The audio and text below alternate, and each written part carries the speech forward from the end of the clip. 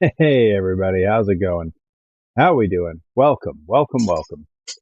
We are live here down in the workshop. It is that time of the week. It is time for Workshop Wednesdays. We're doing some toy making, working on the Luau figures, the Perry Von Vicious figures for the Blitzkrieg Luau. These are going to be exclusive toys only on sale at the Blitzkrieg Luau. Very excited for these. Getting our angles all set up here. Yeah, I think this will give us a pretty good view of what we want. Reed Cooper, welcome, welcome, my friend. I'm still not over not having my soundboard on Workshop Wednesdays. When the time comes where I've built the studio back behind us, the luxury we'll live in. We'll have everything we need to do both. Slept all day. What a day! Hey, I'll be honest. Sounds pretty great. Sounds pretty great. I'm a little jealous. All right, so we got a lot of things to think about, a lot of things to work on. First thing I need to do, I have all of our leg pieces over here on the makeshift drying rack that need to come down. We had two styles we worked on last week. We had the greens, which are going to be for pre-order folks, and we had the orange, which will be available at the Luau for folks who are buying there. I'll take all of those down and just set them safely out of the way for the moment. We're gonna circle back to those because I'm gonna be crowdsourcing some ideas here from all of you fine folks in the chat. And in the meantime, set that back out of the way. In the meantime, at Bacabella's Burgers, step right in the ring. Cindy's on the mic and Lil Joey's cooking everything. Stacked high, piled wild, take a bite. Whoa! At Bacabella's Burgers, the champ of the show. Whoa! Let's go. Welcome in, Mr. Joey Nails. So keen observers will remember that we were working on 7 figures last week, and we only have Encrypted Cryptid, welcome in. We only have 6 torsos here and 6 sets of arms just off camera. That is because I had to bring 1 torso and 1 set of arms to our dear friend Nikki, who is making the soft goods shirts for these, so that they could be fitted. And because she wants to be very precise in what she's doing, I sent the torso and arms with her, and she'll be working with those. I am going to be printing a fresh torso and set of arms that I'll do all those off camera, just to fill out the set. We got a few folks rolling in, which means I can probably start asking now. So on these, we have orange and green. I've been thinking about what kind of designs I want to do on these board shorts, and I think talking to all of you is gonna help me decide what we want to do. Specifically, I don't know. Do I want to do like a floral pattern? Do I want to do some kind of like a big stripe or something? It's a little bit of a tough choice. What I was sort of thinking I might do, and hear me out on this, you can all tell me what you think. I'm thinking like classic California board shorts, right? What I'm sort of thinking is down one leg, we'll do sort of a thick, dark stripe. One thick, dark stripe on one side. You often see those.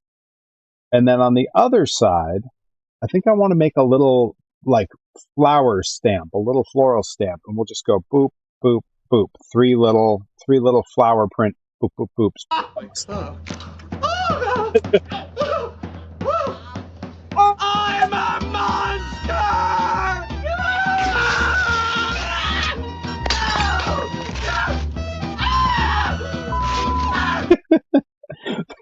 His freak out at the end always goes way longer than I thought it did. I'm going to look up what they wore in Point Break. Point Blank. Point Blank, that's what they would call it if I was in the movie, Point Blank. So that's kind of what I'm thinking we do. For coloring on that, I think we're sort of going to go the same on both, at least for the stripe. I'm thinking a dark navy blue stripe. It's always easier to go dark colors on top of bright. So I think that's sort of the way we want to go.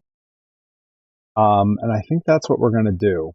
So maybe if we're just doing that stripe on this side first and then letting it sit while we take care of some other things, while we contemplate making a little stamp. If that's the plan, and I think it's a good one, I can let those dry. So if that's the case, let me go into the drawer here and find us a nice dark navy blue. See, I think that's going to be a nice little contrast, the orange to the navy blue. And I think it'll work well on the green too. I think those can match. And I don't have a problem with that. I think that's okay. So that's what we're going to go with. Grab one of my little mixing cups here. And we're going to get some stripes happening. Now, these should be pretty easy. These shouldn't take too long because it is just a stripe. But I hope everyone's having a good week. Hope everyone's having a good time. I know I saw Joey Nails over the weekend. And that was pretty great. He got to come down, help out at Grind, hang out. And he did a great job helping with the doors. A huge hand there. And we had a great show to send us out for the season. Off for the summer break at Grind. They don't run July or August. But they're back twice in September. Once at RPM Fest and once back in Florence. I wound up, for those who haven't heard, I was in a triple threat match with Julesy and a kid named Samuel Fozzie. I don't know if he uses both names in the gimmick. Nick Beans, welcome. Welcome, my friend.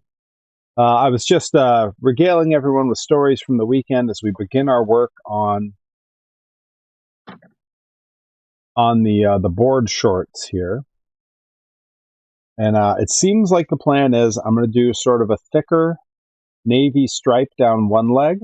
And on the other side, I'm going to make a little stamp and do 2 or 3 sort of like floral Hawaiian shirt print type floral thing. And I think that'll be that. Elvis just did a single black line. Okay, yeah, see, so I think the stripe on the one side, not bad. Like, it's sort of taking some inspiration from that. I'm into that. All right, so this navy blue stripe, because I want it to be dark, I want a good contrast. These are very bright colors. See how we're looking here. Oh, that's really nice. That's going to look really good. See how that looks, how it reads on camera if we get a little light on it. It's so dark. It's so dark, and that's what we want, but we don't want it to be black. We want this nice navy. That's a really good color. All right. Now the trouble of picking exactly the brush we want for the thickness. I think we have 3 pre-order greens, and we have 4 on-the-table oranges. I'm going to start with the on-the-tables first. Get a good look at how that plays. These will have time to dry while we work on the hair and beards of the torsos. And then once all of those parts are dry, we'll be able to come back with our black and do our wrist tape and elbow pad, and the boots and knee pads. So one of the things I've learned about doing this particular kind of toy making, where I'm painting everything by hand, but I am doing batch work. That's the tricky part. You don't see a lot of that. It tends to be one or the other. One of the things I've really learned is that it helps to really think through your order of operations as you're going. You need to be very thoughtful about, what can I paint? What needs time to dry? What do I have to paint over? And that can complicate things greatly.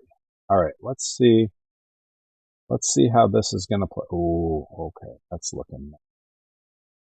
I got a good feeling about this navy blue. Let's get on with our first stripe here. Now I'm going to try to follow exactly how the fabric on these shorts would theoretically flow. Okay. That's that. That's our stripe. That's it. That's all I want to do. I don't want to make it any more complicated than that. The real question is, do you only have this workshop time on stream, or do you work off stream? I try to save a lot of it for stream. I like having a okay, so this gets into a slightly bigger conversation. I will not name names, but there are some folks who are doing toy making who are leveraging AI. That's their business. That's their business. I don't have what they do is none of my business and none of my concern. I'm glad there's more toys, right? But because I know how much work I put in, I really shudder at the idea that people will look at my toys and think that I may have used AI to make them. I really shudder at that idea. And my way of avoiding that as a potential thing I run into is real time documentation. You all watched me design these toys in real time. You all watched me paint them in real time. And those are the only parts that theoretically could have anything to do with that. So it's clear I'm not outsourcing. It's clear I'm not leveraging any nefarious, environmentally unfriendly, artist unfriendly AI. There's not an AI way to paint them. However, some of the fancier, newer 3D printers, not resin printers, but the fancy newer filament printers can do multicolor printing, up to 8 colors, depending on what type of machine you get. So you can automate that, and you can absolutely have AI automate that for you. All right, so we did one orange. Let's see how this is going to look on the green. I'm feeling really good about what we're seeing so far. Like, this is looking very cool. Again, my technique is not a really fancy one. I get a good firm hold of those. I anchor both hands down onto the work surface, and then you'll see I take my pinky and I rest it on the piece so that I'm anchored to everything. I think I can get this all in one slow brush stroke. Yeah, with that. Perfect little stripe. I think that looks very cool. Yeah. Okay. Maybe not the most exciting thing to watch, single paint stroke design stuff like this, but I'm going to leave this standing right here, and then I'll hang them all up at once. Having the AI, any of the art seems ridiculous. Obviously, AI is doing the fabrication. I mean, the printer needs a brain. I mean, yes and no. Once I feed the design into it, yes, there's a slicer app that creates the file and writes the code on how the machine works. But that's all done in-house on my computer. That all happens directly on my computer. So there's no AI data center in use. In terms of it being AI, it's only AI in as much as like spell check on your phone is AI. But even that, the spell check on your phone is reaching out to the internet to check it. Whereas I can turn the internet off in my house altogether and I can still make these files. And because I'm using a thumb drive to put them onto my machine, I can even put them on my machine and run my machine with no internet at all. So, the main, there's so many issues to take with AI, and I'm far from an expert. I would never claim to be. But apart from the flagrant plagiarism, and apart from the artists who are losing work unjustly, there is the issue of the environmental impact, and the impact it has on just small communities where their water and their electricity is being eaten up.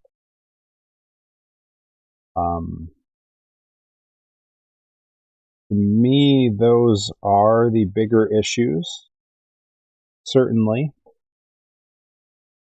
And by only using things that will work on site, all the computing is done on my computer. I feel more ethically okay with that.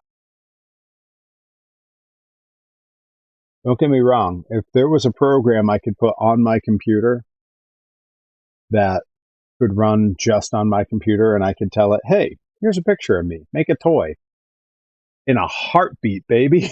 That's way easier. But that's also only if I was doing it as a business. I'm not doing it. It's a hobby. It's something this is a frequently said thing on these workshop streams. The beauty of making these toys to sell, and the reason I'm willing to do it all by hand, and the reason I take so much pride in it, is because this is something I would be doing anyway. As soon as I got my first 3D printer, I started making toys, and that was while the world was shut down. I didn't have any shows to sell anything at. So it only felt natural when I thought, like, hey, wrestlers should have toys, that I say, yeah, you know what? I'm going to do that. I'm going to do that. I'm going to share the thing I enjoy so much with everyone, not just at the merch table, but via live stream.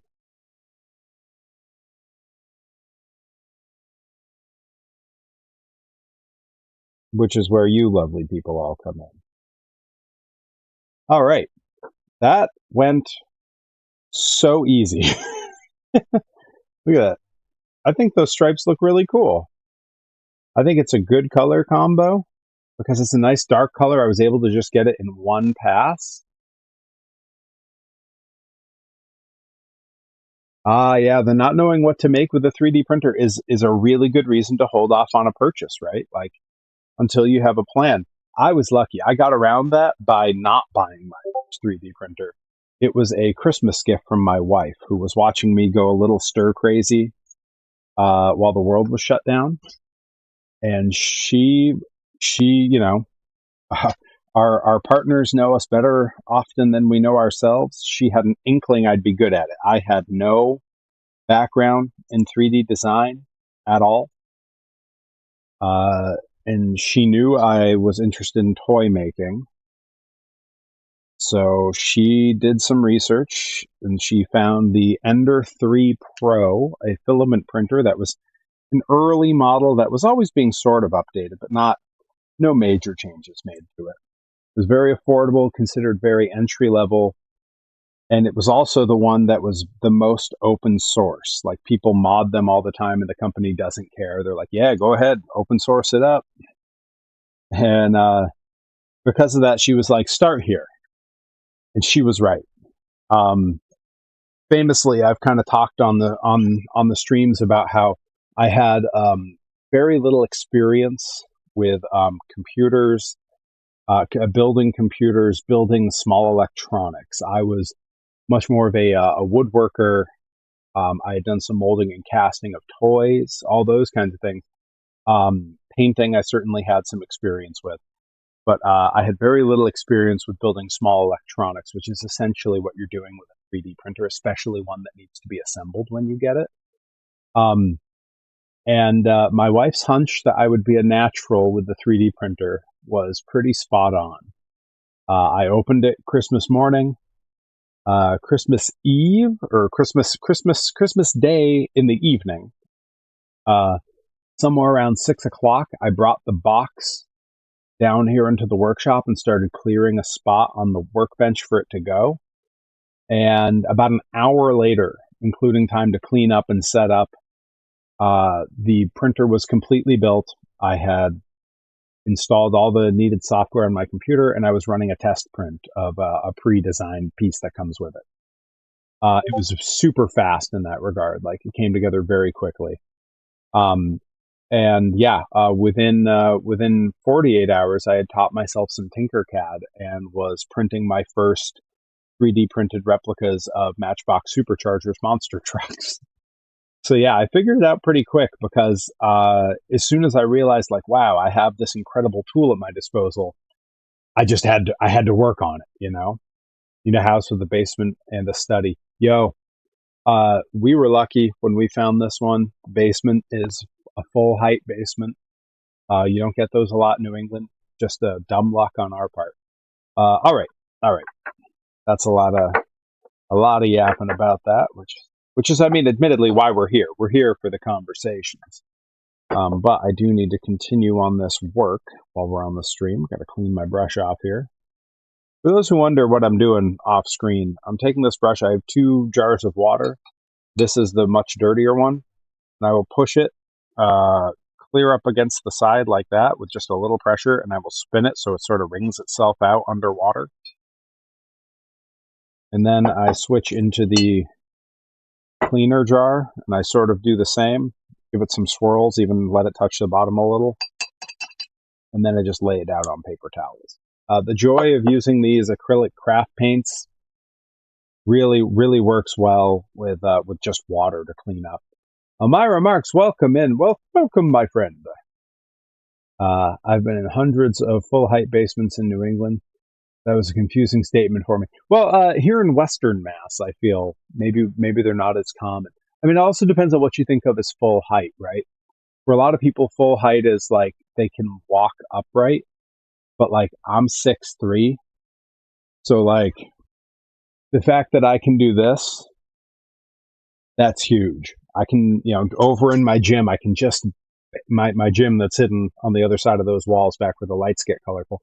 I can just barely do overhead presses.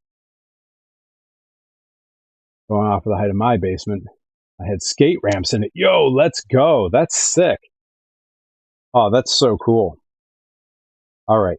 So these guys, the sunglasses are all done. The sunglass painting can look a little bit messy, and that's okay. The sculpt of the sunglasses is a little bit messy itself. So really, all the painting of that is just a reflection of the sculpt. And once we get the hair painted on here, that's really going to bring this together. So we are going to break out the color I use for my beard and hair and get working on that. That is this King's Gold. Makes me sound really conceited. It just happens to sort of be a pretty good cartoony reflection of like a dirty blonde. It's just how my hair grows in. Let's see, you've never done a full house tour, but I haven't seen many bookshelves. We have tons of bookshelves upstairs. They are tucked and hidden in many different corners. Our office has a bunch that are just off camera from where I stream, because I try to keep my wife uses that office to work. I keep that hidden because that's her space. And then I do have a bookshelf that's right next to me that I have one shelf where I have a bunch of little trinkets and toys that I will use for show a toy. We also have a few bookshelves in the living room that are just overflowing. One of the reasons I don't do a house tour is our house is a mess. It's a mess. And part of that is the bookshelves because we do not have enough bookshelves for the number of books we have. In fact, just off camera here over in the dark corner, there are a couple of boxes that just have books in them. We don't have the space to put them all out. On top of that, I've been to tons of punk shows in basement. I've been to a lot of basement punk shows too back in the day, so I totally get that. I guess it depends on the size of the house, right? Like that's part of it. Like this house is really small. We live in a very, very small house, purposely small. We have I would describe it as 1.5 bedrooms. The half bedroom we turned into an office space. Yeah, also the age of the house for sure. I think newer houses tend to be more likely to have a full height basement in New England. This house is pretty young. This house is slightly, I think, just 2 years older than I am, or 2 years younger. I can't recall. The house I grew up in, however, was a couple hundred years old, and that basement I could not stand up in. My dad can; he's considerably shorter than I am, but I cannot stand up in it. I will brain myself on the ceiling. I love my Bigfoot monster truck workshop stool, but there's a couple bolts on it that always come loose, and then I can kind of just rock it. Drives me crazy. Drives me crazy. Oh, 69? Psh, that's new construction. That's new construction. My parents' house the house I grew up in was built in like the late was it the late 1700s? The late 1700s or the mid 1800s. It was old. Yeah. I think 1950s and after is probably correct. I think the post-war boom where people had a lot of extra money to be like, give me some space in that house. I think you're absolutely right about that. All right. So I have this little brush that has quickly become one of my favorites for doing the facial hair and hair on these figures. And I'm just going to kind of do all of it in one go per figure. I'm going to do the beard, the outline of the hair, and then fill in the hair like I normally do. I think that's the move here, is to just dig right in and keep moving. But I'll do my best to keep an eye on the chat as we go along here. It also means I can kind of come back here and just keep the point of the brush nice and flat, I guess, is really one of the concerns here.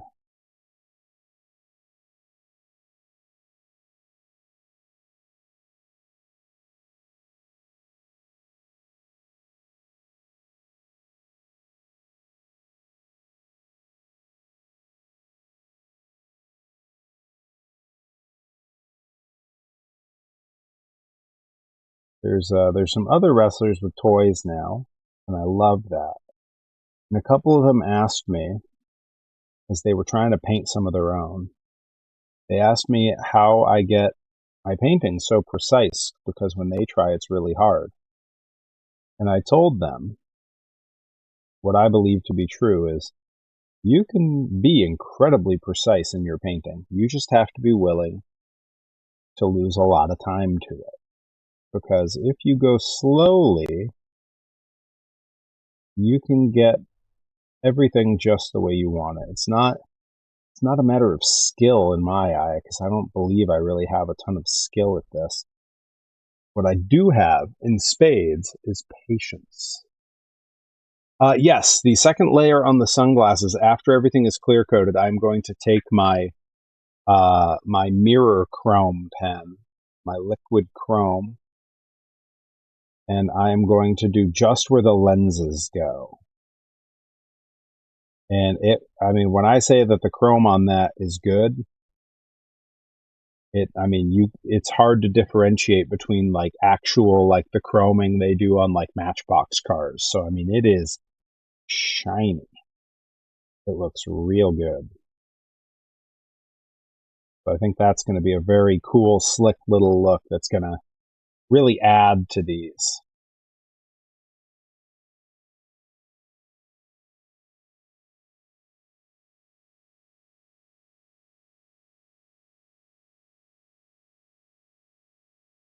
Yeah. I believe it was last week. You and a couple other folks in the chat were suggesting that, and I just couldn't help but think like, yeah, that's the move. Sometimes you just got to trust the chat.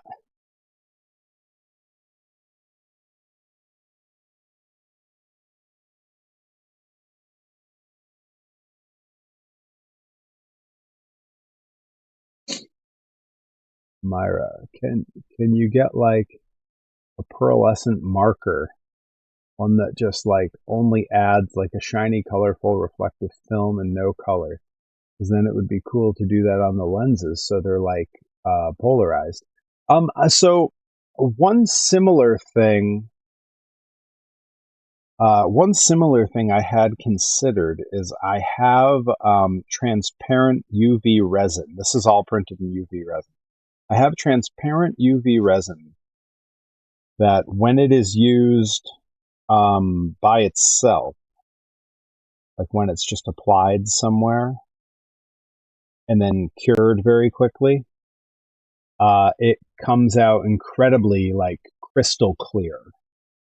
So I considered maybe going in with some of that on it, but the chrome looks really good on a black surface, and since I'll have already clear coated it, the surface will also be glossy. You put that chrome paint, glossy, dark surface.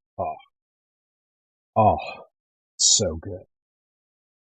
So that's the plan for now. I may do, I'm going to have other figures in the future. I've joked about doing a streamer Perry figure, and if I do that, Gotta have my glasses on. And if I'm wearing regular glasses, not sunglasses, I need clear lenses. So I think that's kind of where I would use that, you know?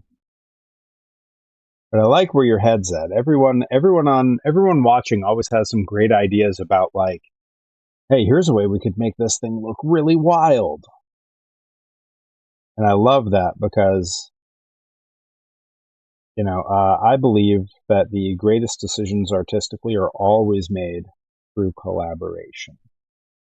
When you think of your favorite artists, your favorite creators in virtually any space, there's always a collaborative element. I mean, Michael Jackson, his albums don't happen without Quincy Jones collaborating with, you know. Billy Joe doesn't become what he's become without the other members of Green Day collaborating. The Residents are a large collective of artists. Discord on no noise, or mine would be nonstop. Oh yeah, that's mine. Yeah, I didn't mute it while I was on here. It's kind of rushing to just get the stream up because every time I switch from upstairs to down here, it's a whole production. I mean, every stream's a whole production in its own way, you know? See if I can move a little closer, get you a bit of a better view here.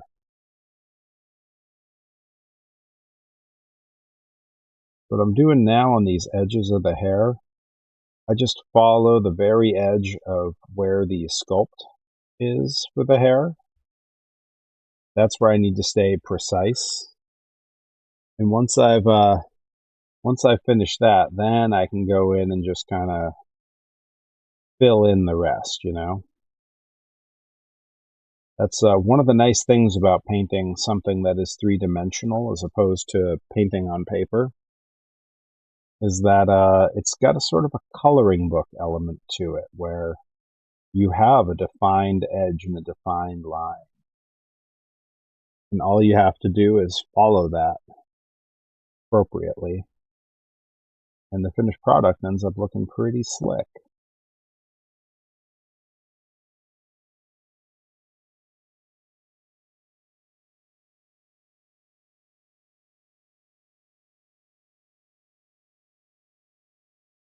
But it is important to have good lighting so you know where your lines are.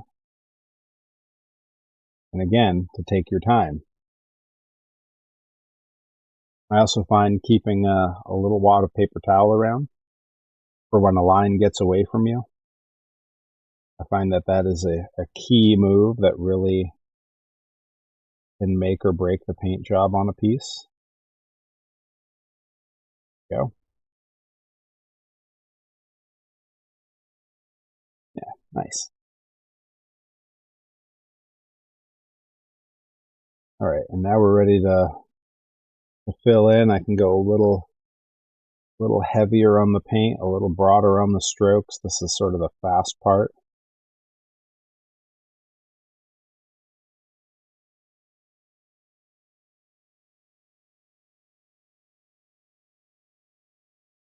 And the hope here is that if Knee Goblin, welcome, my friend. Hello. The hope here is that these are done being painted today. Look at how slick Perry looks. Look at that handsome bastard. I wish I looked that good. All right, set him out of the way where he can dry in peace. The Elmira, I just remembered something. Do y'all remember Swamp Thing? Yeah, I do remember Swamp Thing, and I remember Swamp Thing having an amazing toy. My younger brother and I were just reminiscing about that. He used to have a bunch of them when we were kids. I'm pretty sure they left the house in a parental toy purge at some point, and are just lost to time now.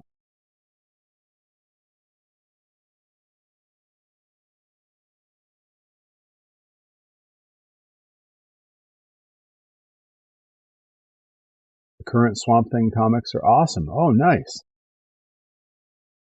They tried to reboot the series in 2019. When we were live streaming, we discovered that they did the same thing with Denver the Last Dinosaur not that long ago. How crazy is that? Knee Goblin, Max, how are you? How are things? How has the gym been? You excited for the luau? We're rolling right up on it. For those in the area who may have not heard or may have forgotten, the luau has been relocated from Enfield to Springfield, Massachusetts. Tower Square Mall.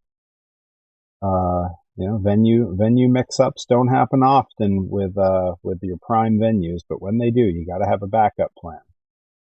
And the Tower Square Mall has been a great venue for us in the past. A real cool energy, lots of space. It's gonna be great.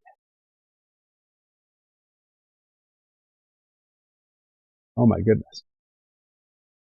This one. State champs coming to Worcester. Let's go. Let's go. Cause I'm a realist and an optimist, but I swear to you, not getting over this. Hell yeah.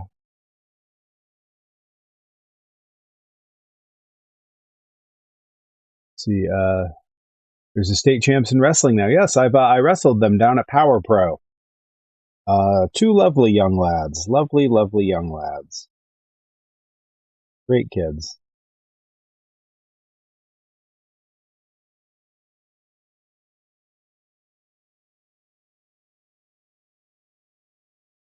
The band is our huge wrestling fans.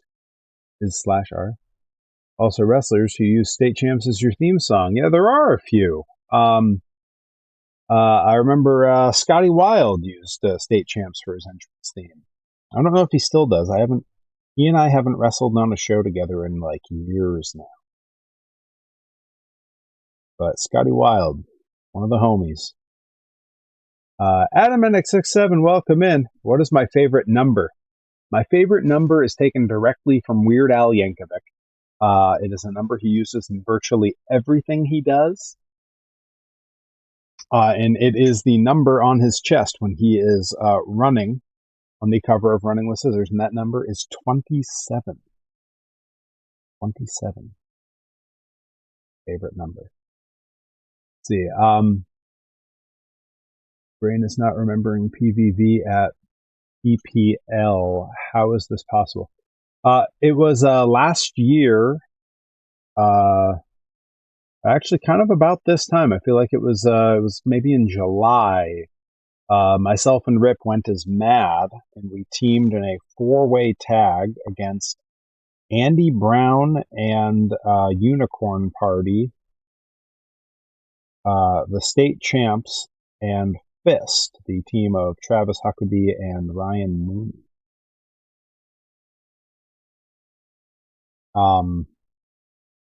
Yeah, that would have been about a year ago. I want to say it was last July or August. It might have even been later than that. It might have been like October, maybe? September? That's right. It was like a week after Rip and Delmy got married. So, yeah, it would have been September, I guess.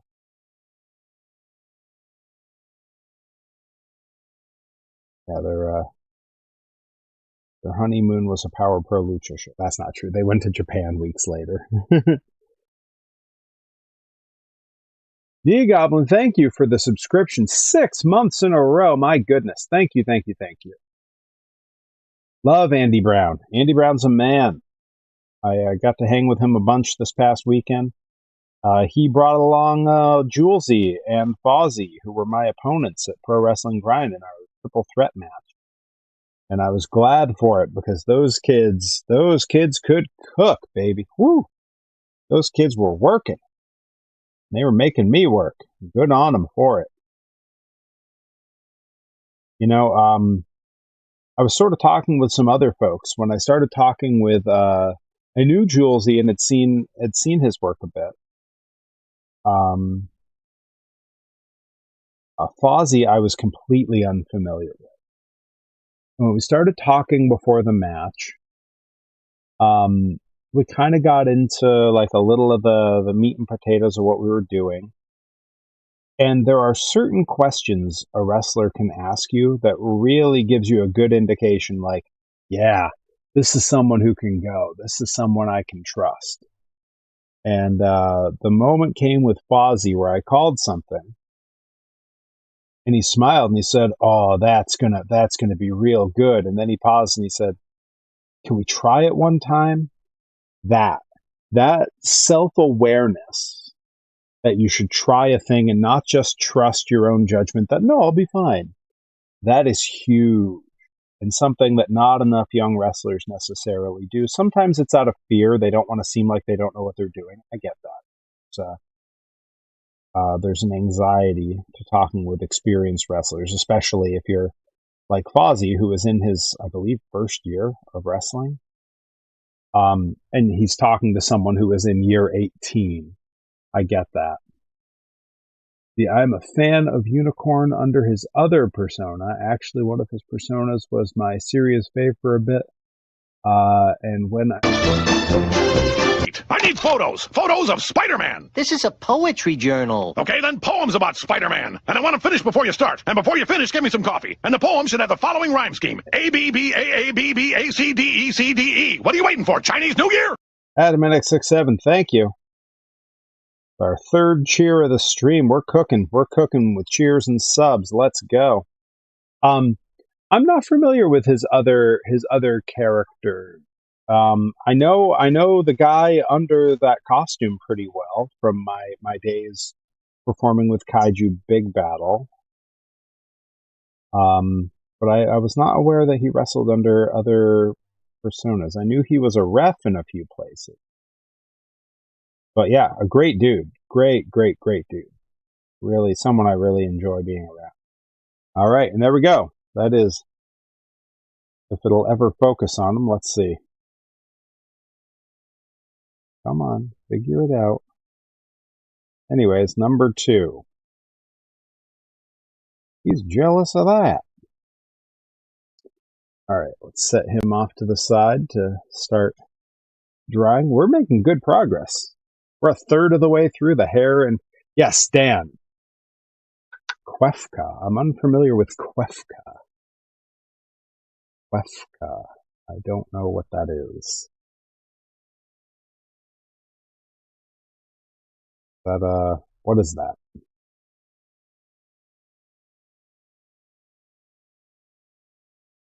Kwefka the Quiet. I'm unfamiliar. What's that from?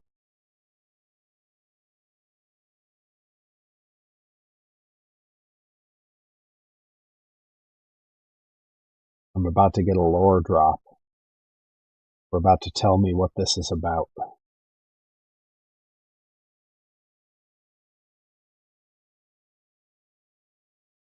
About to learn about Kwefka. Oh, it's a Chikara thing. Okay, yeah, from that one era of Chikara that, like, yeah, I didn't see any of it.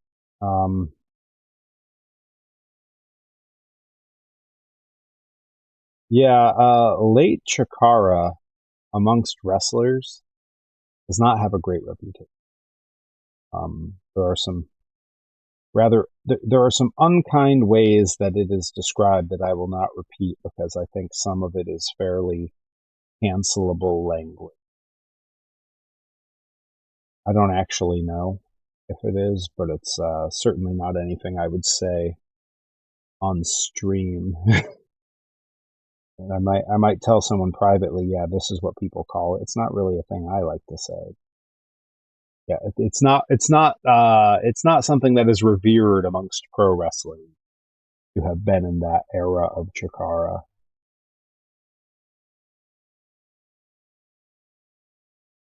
Well, yeah.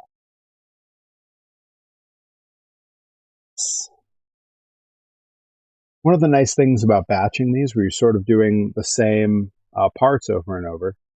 Wait, we were owed some Perry lore, aren't we? I don't think so. I think I paid up on all the lore drops.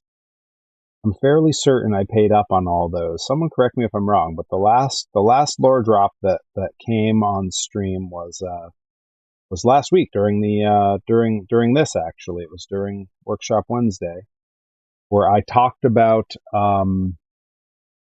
I showed some physical media I was in. I showed some of the Japanese magazines and stuff I was in. That was part of the lore drop. That was the visual part more than anything. But I also talked some storyline stuff, some booking ideas that never happened. The original way I was going to grind Grand. I think that was the last earned lore drop on here. I can't recall. Name another company who did a full-on ARG and actually delivered. I don't know what ARG stands for.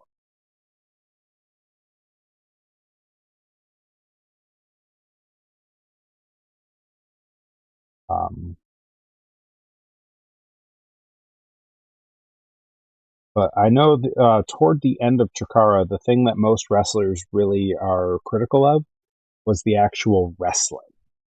Storyline wise, character wise, Chikara was always its own thing with bits of brilliance and bits of forgettable nonsense, which isn't always a bad thing. It had both. It had both for sure. I was a fan. I was buying tickets and going when I was in college, but that was early Chikara. That was 06, early 07. I was there the night Tim Donst debuted. I was there the night Amasis debuted. Alternate reality game. Follow clues in the real world like a video game. They did that? That's the other thing. I feel like not a lot of people knew what they were doing. Like, people would just watch the shows and not know about the rest of that stuff. Admittedly, those were certainly the waning days of Chikara. I think at that point they had the least attention they'd ever had publicly. Because I can recall a time when people wouldn't stop talking about Chikara, but I think after the initial shutdown, the one where they split into like 8 different companies and then finally came back, I don't think they ever rekindled what they had again. There was definitely some good creative stuff going on. There always is in every company, really.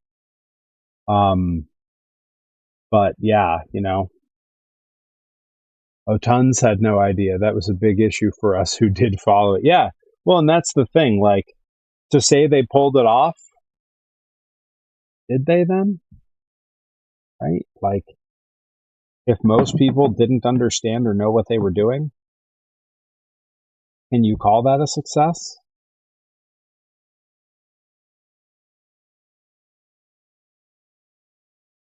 I mean, maybe it depends on how you're looking at it.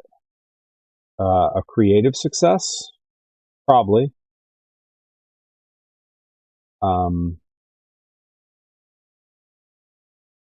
But yeah, I don't really care about others though. Well, sure. Well, but the problem is Chikara was a business. It was Andy Kaufman's manager, George Shapiro, or at least Danny DeVito playing him, who famously said, or it wasn't even his character, it was the character of a club manager who was mad at Andy Kaufman about some of his behavior, who said, it's show business. Without the business, there is no show. And that's the thing, like, no matter how creative you are, no matter how great the art is, if the audience doesn't connect or understand it, hard, if you're running a business, again, if you're, if you're a painter, if you're doing art for art's sake, that's different. But that's certainly not what Quack was doing. Now, I'll give it to you. He was ambitious. Taking on those challenges in the situation he was in, incredible. Are you aware that that PPL actually is Chikara, basically? Well, yes and no. I mean, there's a bunch of companies now that are basically just kind of Chikara. But yes, I am aware of that. The lack of in-person involvement of certain unspeakable folks is the reason I was comfortable going there when I went. Since then, they are much more closely tied with some folks that I would not associate with, so I don't know that I would go back. I think I would have to be very clear about who is or isn't booked on the show for me to go back. Of course, Quack's quietly involved. Quack's quietly involved in everything. Facebook started feeding me his frickin' faux manosphere influencer crap on my feed a while back. I had to go and block the page. I love a guy who never, didn't make a guy who, by wrestling standards, didn't make it, so to speak, depending on what you view as making it. Having an entire YouTube channel explaining to wrestlers how to make it. Very strange. Like, I certainly would not have a YouTube channel telling people how to make it. You know what I mean? But Quack being quietly involved, to my mind, he's not at the shows. No one involved in the shows will admit he's involved. So it's an unproven thing. It's something we can all assume, but not any direct evidence of it. So until there is, they stay on my, I'd probably go work there. Now, if they're going to openly book like Gulak or people like that, that's a different thing. Yeah. You just went ahead and called him who shall not be named Soldier Ant. Soldier Ant isn't there. Nor, at least when I was there, nor is the person who used to wear the costume. Not there. Now, it's possible he's there now. I don't keep an eye on what they book. Not my circus, not my elephants.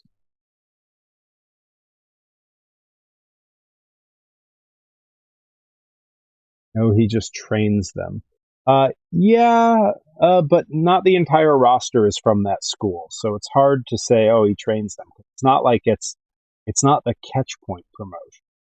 It's its own thing, being run by. I mean, I know who the bookers and owners are, and they're not those people. So it's complicated, but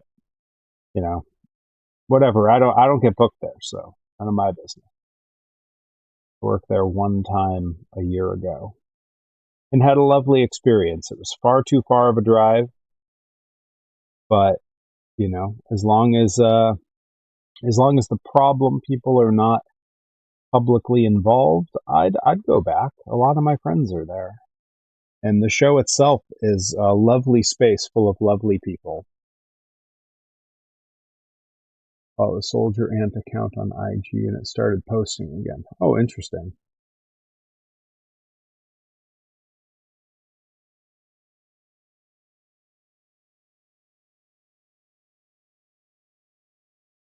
Well, that's the joy of a gimmick that requires a mask. You can put anyone under there and keep the character alive.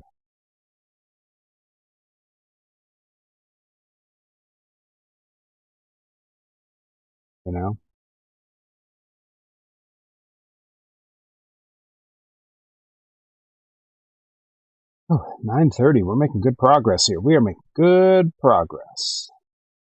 These figures are coming right along. Looking like Perry on a beach day with these sunglasses. I got some beach days coming up.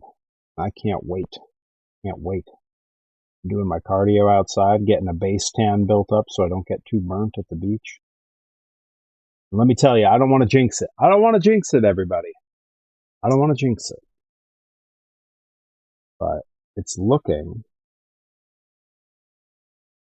I may have a Disney trip in mind. The not too distant future. It is distant, but not too distant. And also some other fun stuff. But I don't want to jinx it yet. I'll know a lot more tomorrow morning.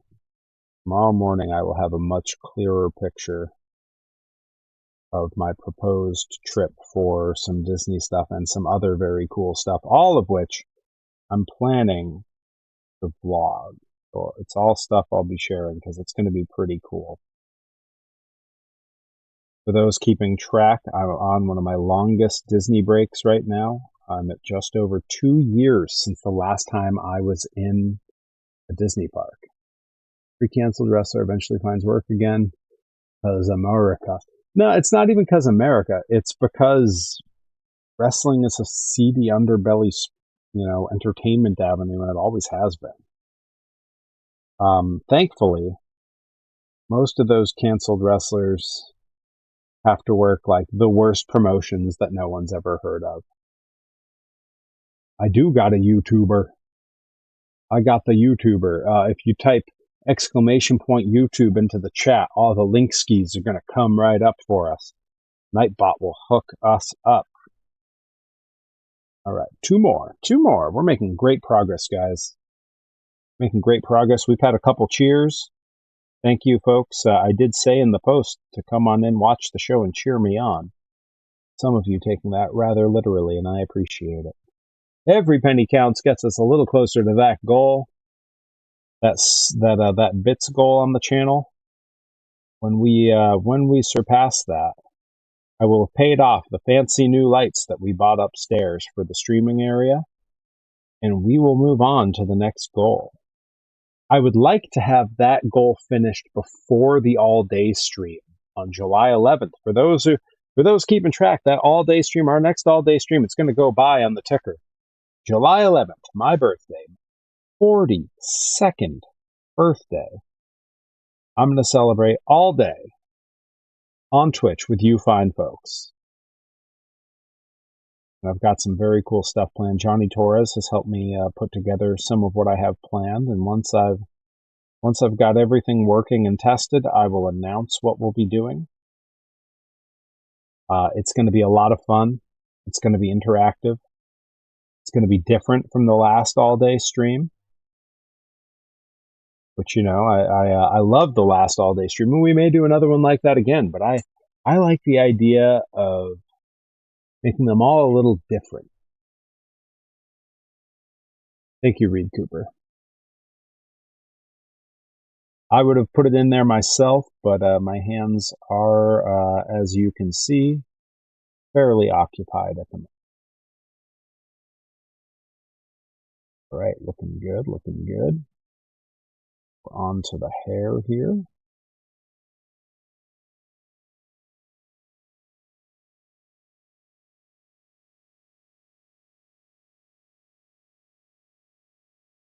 Whew. Yeah, looking forward to that all-day stream. If we beat that bits goal before then, we're going to have a special bits goal that day. I talked about it a little bit on stream last night. That recently I was trying to make sure I hadn't missed any photos with monster trucks that needed to go into I have a little story highlight on Instagram. That's all the pictures I've taken with monster trucks since I started this gimmick, since I became the human monster truck. And in the process of checking that, I realized I only had one spot left in that story. Those stories will hold 100, or that highlight.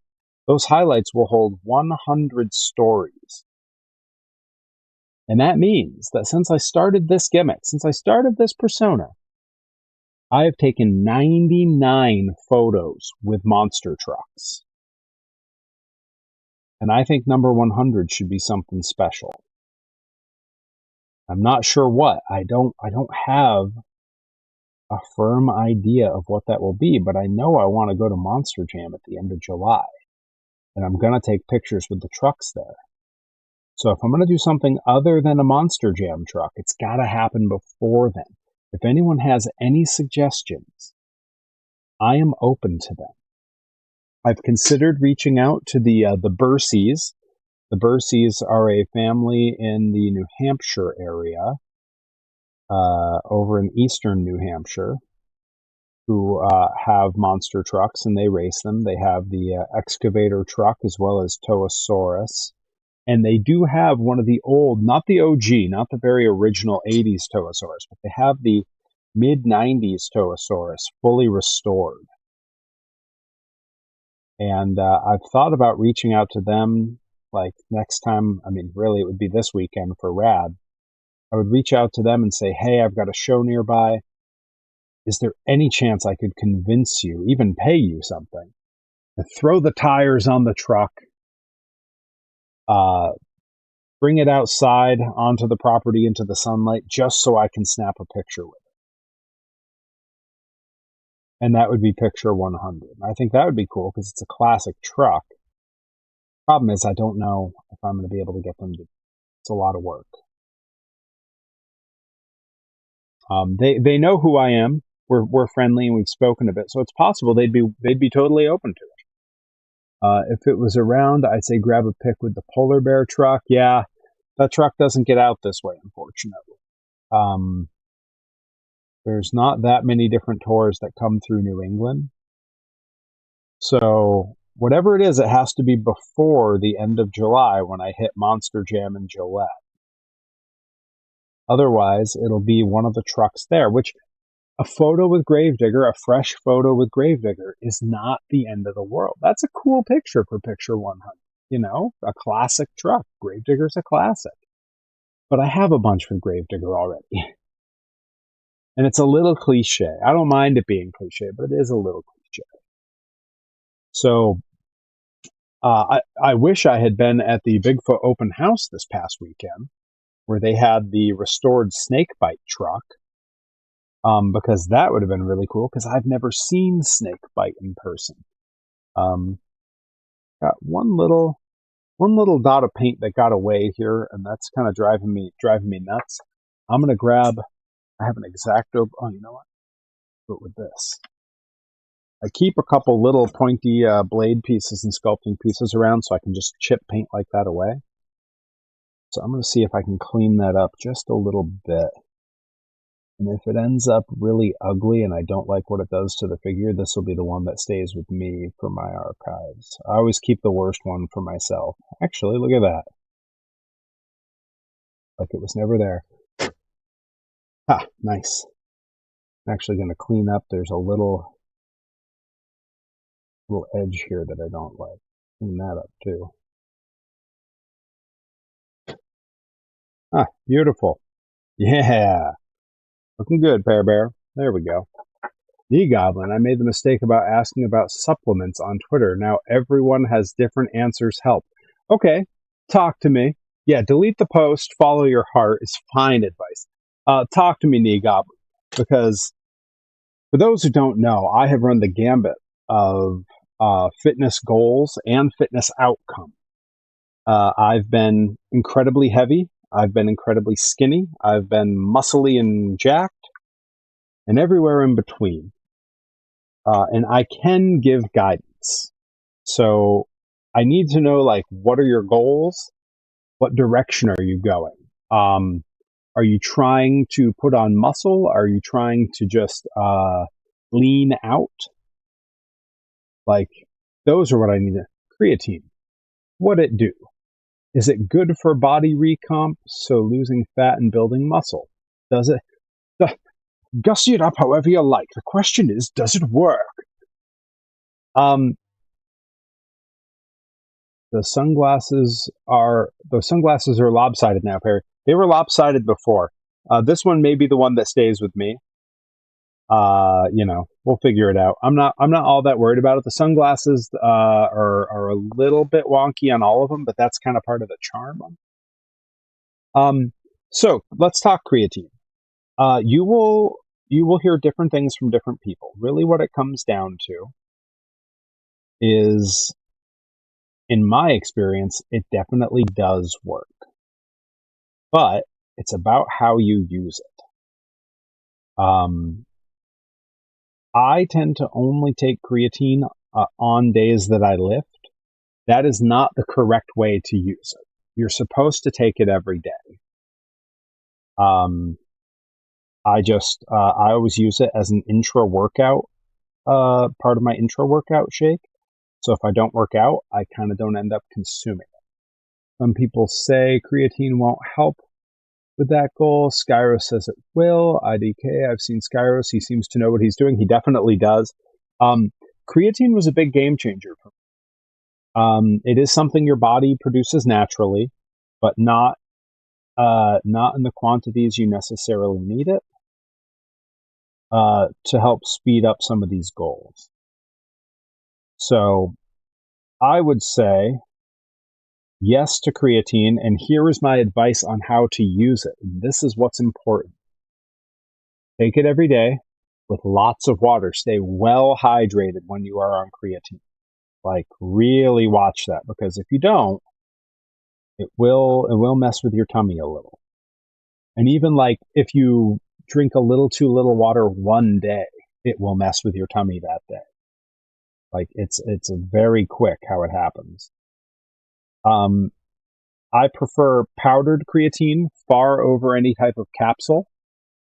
You're robotic already in bed. Let's go. Does this guy know how to party or what? Come on.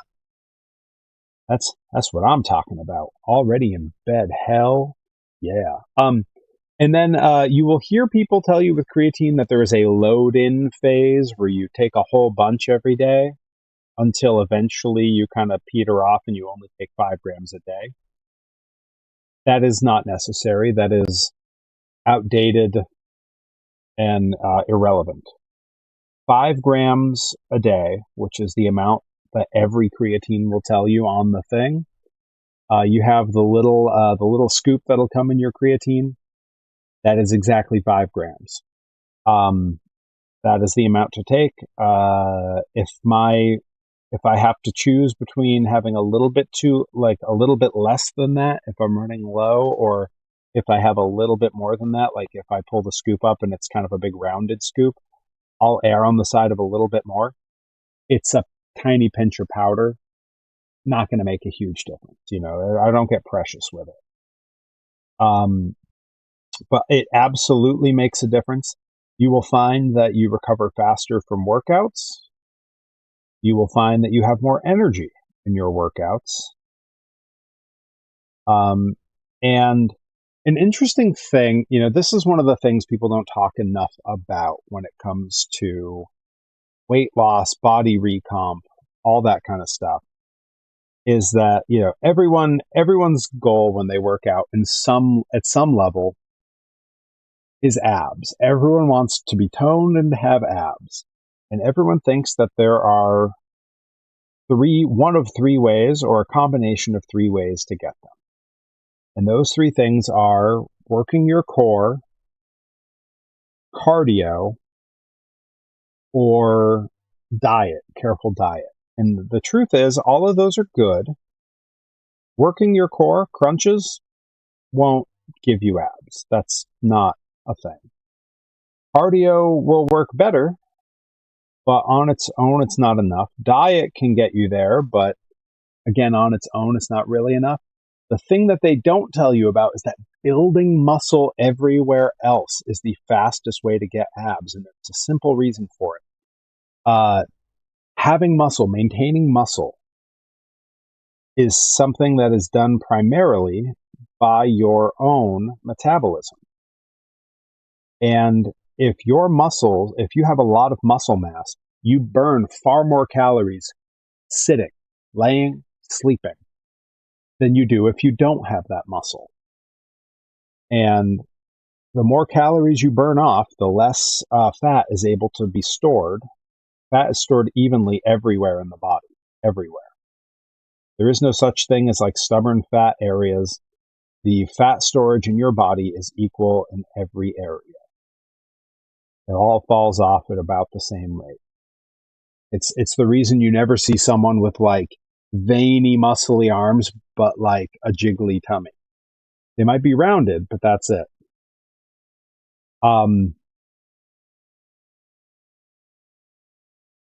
That's right, Herobotic. You're on your way. Let those muscles rest. They need it. They need it. So yeah, weight training. The creatine is a huge help. Absolutely. No question. no question whatsoever.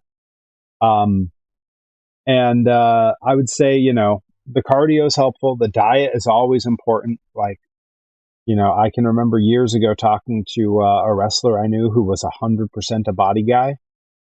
And he told me flat out, he would 10 times out of 10, he would miss a workout long before he would miss a meal. He felt that staying on diet was infinitely more important than getting all his workouts. Both are important, but the diet was more important. All right, let me get caught up on the chat here. I've been rambling and ranting while I finished the hair on this guy. And he is looking crisp and handsome. Look at that. Look at that dashing son of a gun. All right, let's take a look here. Bloopy, La Blupa de Reina, welcome. Welcome, my friend. Welcome in. Excited for my mini. I'm excited to get that out. They're going to go out early July is the plan because there are accessories being made, all of which I will get at the Blitzkreig Luau the last weekend of June. Excuse me. Once I have all that stuff, I'm going to get everyone's shipping info and get everything sent out to everyone. For those who weren't here last week, and I think everyone was, we had a very cool giveaway with this. It's actually still sitting here. This prototype Perry. The other proto Perry, the one-piece Perry, is already with our good friend Encrypted Cryptid. She got that at Grind.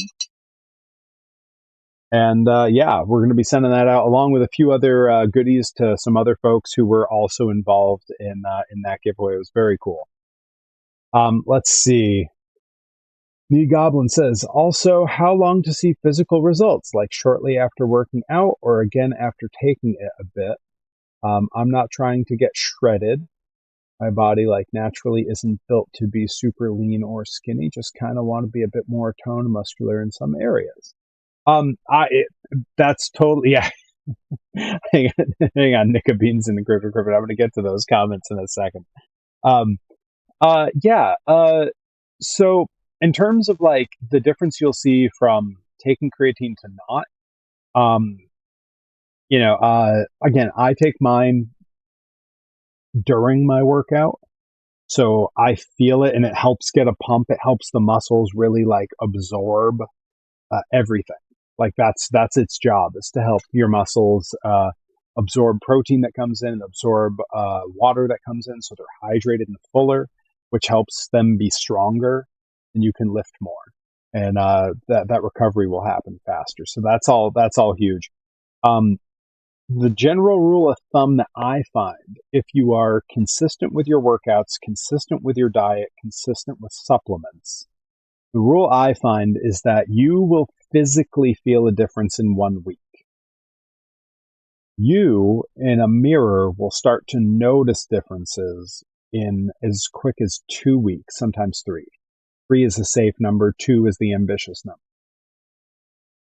Other people will start to notice a difference in 4 to 6 weeks. In the grand scheme of things, that is so fast. There was some movie star, I forget who, doesn't matter, they're all douchebags. There was some movie star who had gotten in crazy good shape after not being in shape, who pointed out that it took him 3 months to go from a heavy-set comedy actor to a jacked action hero. And that was with, of course, crazy prep meals that were made for him. He didn't have to do that. Having a trainer there all the time, having great supplements all the time, and whatever else he was doing. But 3 months is a pretty reasonable number for just about anybody if you are fully consistent on both diet and exercise, and to a lesser degree, supplements. Supplements are a nice finishing touch on that. You can get by without them if you're good on the other two. And the thing that this movie star said that has stuck with me forever, because he said it took him 3 months. He kind of just looked up and he said, if you're really miserable with how you look and how you feel and how other people see you, and you want to work out and diet and get in shape, you really have to ask yourself, what am I doing the next 3 months that's that important? What have I got going on that's more important than doing something like working out a bit and thinking more about my food? And I thought that was a really interesting way to look at it. what do I have going on that's more important than my own physical well-being, and to a lesser extent, my mental well-being? If it really is something where I'm going to feel better mentally for that change. So that's something to think about. Nicobene says, you mean Deathmatch Parry? And Encrypted Crippen says, Proto Parry. Yes. The toy that you got, Encrypted Cryptid, was the first Parry action figure. And it was one that I was still learning to print them properly. I was printing it on a filament machine instead of resin. And what Nicobeans is referring to on the back is where all the support material was sort of attached, and it did not come off cleanly. So the back is all gnarled and awful. It looks like Parry had been in a death match. So yes, deathmatch Parry. All right, let's take a look at these legs. I think they got to be pretty close to cured and dried. And if that's the case, you're feeling pretty good about that. I'm going to change your angle here just a little so you can all sort of see what I'm working on here. And let's get a look. Yeah, that's basically it. I'm going to back you all up here. Sorry, my apologies. I'm going to hit these with just a little bit of the light heat gun here. V for Vendetta Parry or Spawn Parry. I'll take that. All right. On the lighter heat side on this, so it's not quite as hot. Sorry for the noise, folks. And I'm just gonna from a good distance give this a little bit of help finishing its kill. You can all see on there, I don't know if it's reading on camera, I'm probably 7-8 inches away and keeping it moving. I don't want it in one spot. And I do have it on the low heat setting, so it's not nearly as hot. Like I can put it right up on myself, and it takes way longer before it's uncomfortable. Okay, that's looking pretty good. The rest of these are looking really good. Like I can probably just do them while they're up here. Yeah, I don't even know that they need it necessarily. They're looking pretty cured up here. I just want to make sure as I handle them, I don't end up, messing anything up.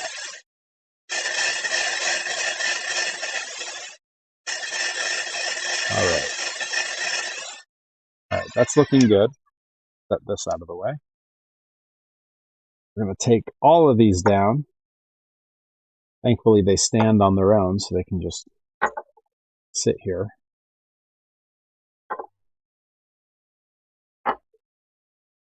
Then I can get this rack out of the way. Okay. Let's get you all back to a better view of what's happening here.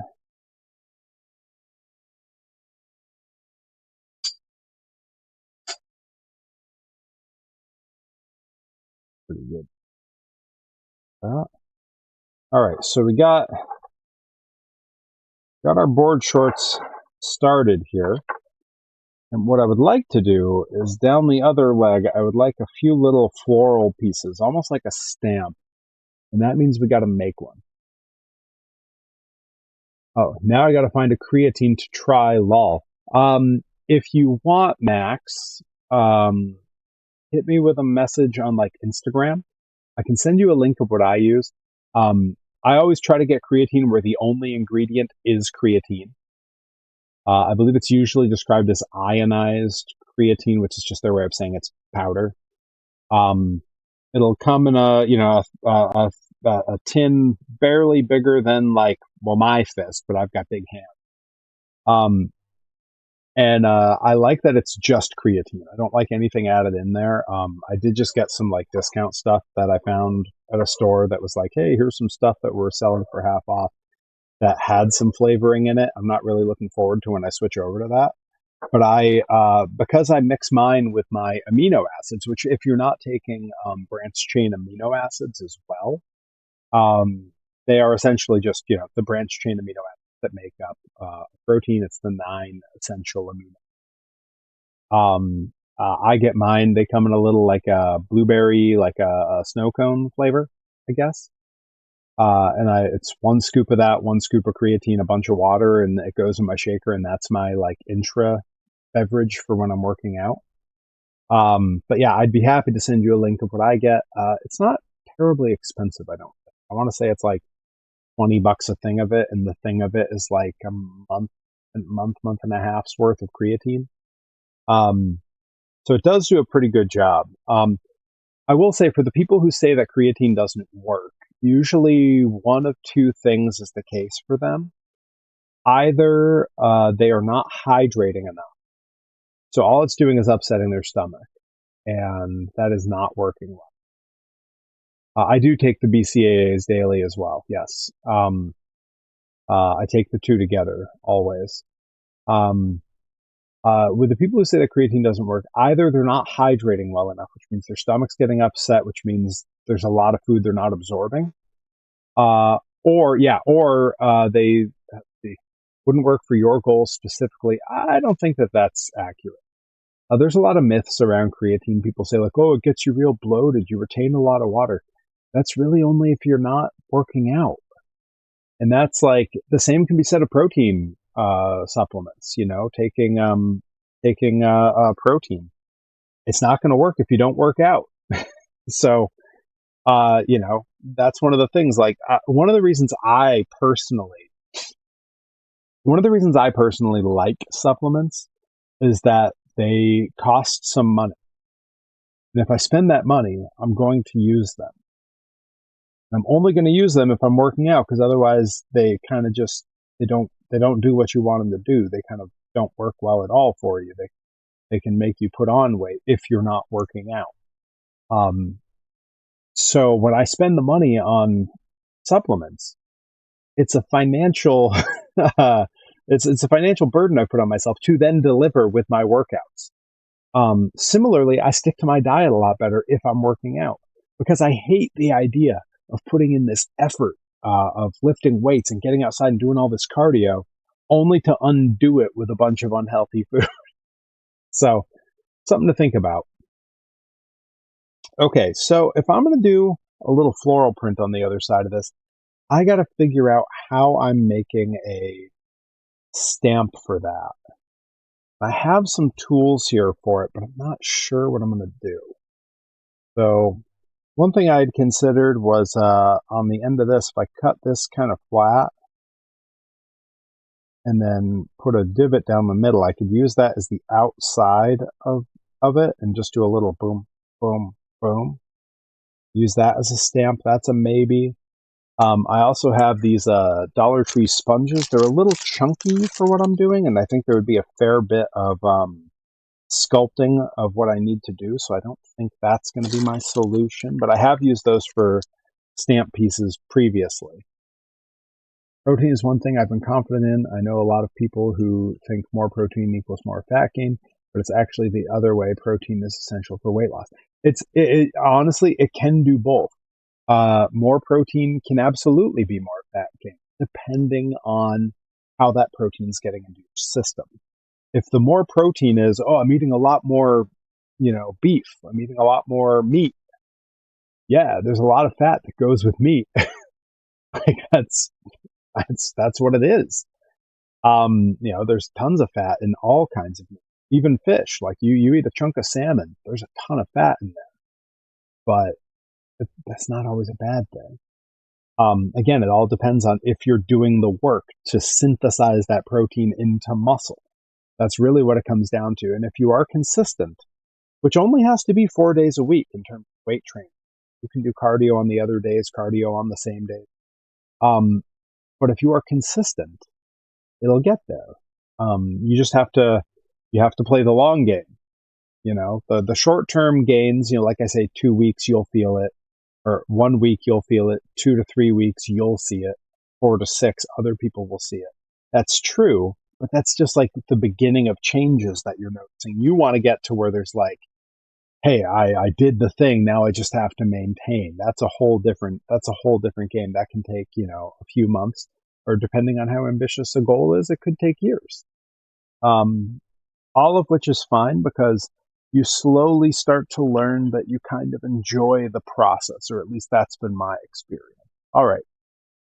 That's a lot of yakking without a lot of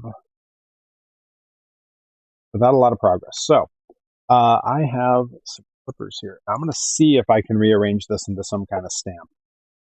And it's possible that I can't, and maybe I need a finer tool, but I'll give it a shot.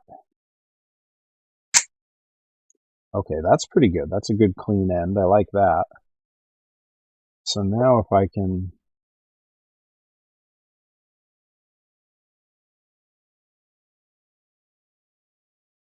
see, start, but barely a bad thing.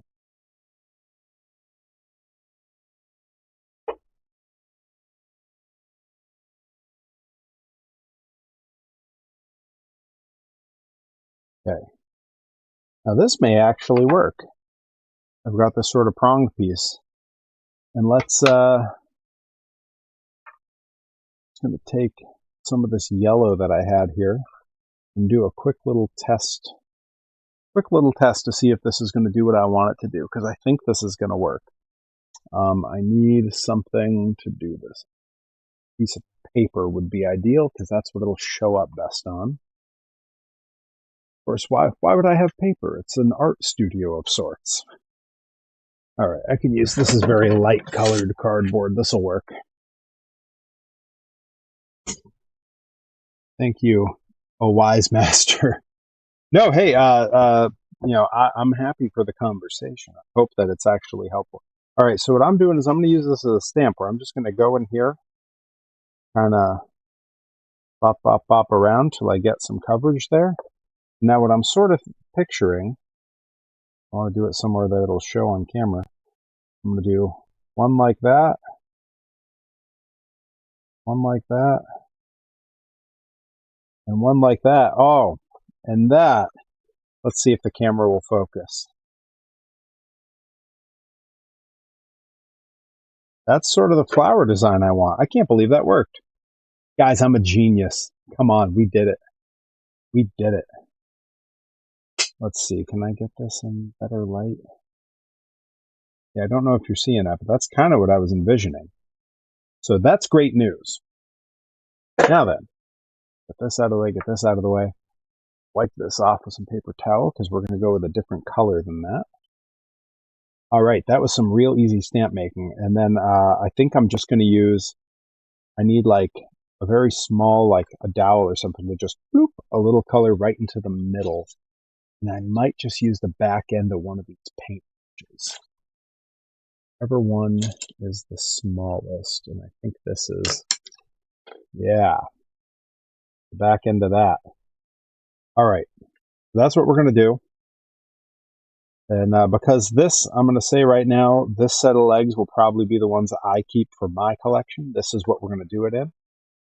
Now I have to pick the flower color for the other side, and I'm kind of thinking, you know, I want to go darker than the green for the color, so I don't have to try to do multiple layers. Multiple layers would be hell with this. So let me take a look and see what I have. I know the that navy blue that we used before, that's going to be the center of each flower. That's going to be the bud. I don't know what the hell do they call that center part? My wife would know. She knows plants. I don't know anything. So if I'm doing that dark center, do we do like a yellow around the rest of it? Do we find like maybe like a yellow? I don't know. What color do you all think is going to work over both? Because I want to do them the same on both of these. Reed actually said, what if we did green flowers here and orange flowers here and we kind of matched them? That might work. These were custom colors, which makes it a little complicated, but not impossible. Nothing's impossible. So maybe we try that. Maybe we give that a shot and just see how it plays. If that's the case, I got to do it on the sale ones first, because I want to do the light colors first. I'm taking pink for the green, like Patrick. Oh, I do have like a really good, like a hot pink here. I do have a really nice, like hot pink. I also have a much brighter pink, multi-surface satin, baby pink. Yeah, so I have both of those. I think this one here is probably the better one. Let's see. Or you can just customize mine. The other pre-order in the chat is Nika Beans, and then the other pre-order, as I'm calling it, is me. I think you're. Let's see. Wait, Patrick is purple. Lol. I mean, I don't mind the idea of pink either. Pink would be kind of cool. Pink with a dark center. But like, I also don't mind like just making a match. Do we do pink on both? Maybe.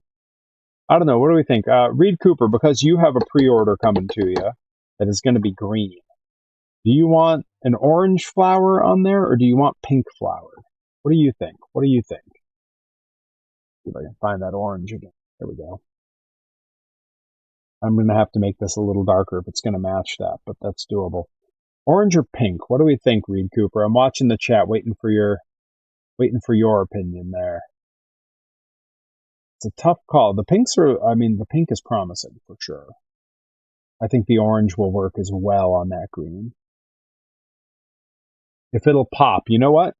We'll try it on mine first, and then we'll see what it does. We'll see if it stands out. If it doesn't stand out, we'll go with the orange for you. And I think I'm going to go with this one. This one is much more, maybe I mix a little of the two together. It'll be this like bubble gum, but maybe a little bit brighter. I don't know. Let's break out a cup and just see what it does, right? You know? Nika Bean says pink. Okay, so for Nika Beans, it'll certainly be pink. I think the pink is going to pop, but we're going to know in a minute. Parfait is a strange word choice. I think parfait is perfect. No, wait. It's not perfect. They're spelled different. Maybe a splash of orange in the pink. Maybe. You might be right. I just don't want to make the pink too dark, and this color is already, deep. It's a good pink, you know what I mean? Whoa. Exploding out on me a little there. A little paper towel. I shook it up, and it took it to heart.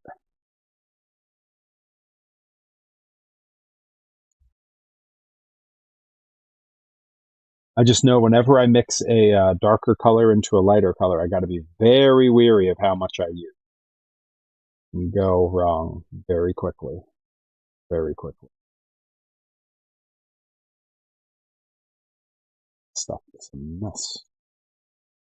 Now I'm mad at it. Had to be messy. All right. Let's get some of this down into the cup. Oh boy. Yeah, I might not need to add anything to brighten that up. That is bright. Folks. Come on.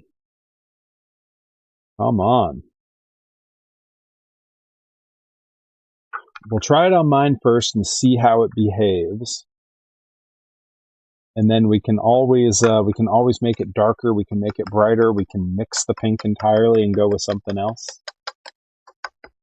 What I'm doing right here, just whacking it on its side, I'm trying to spread it evenly across the bottom of that cup.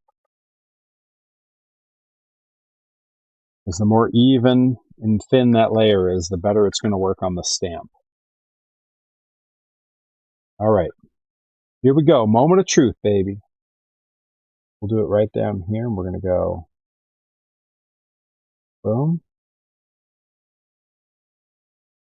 Boom. Oh, could have done that more cleanly.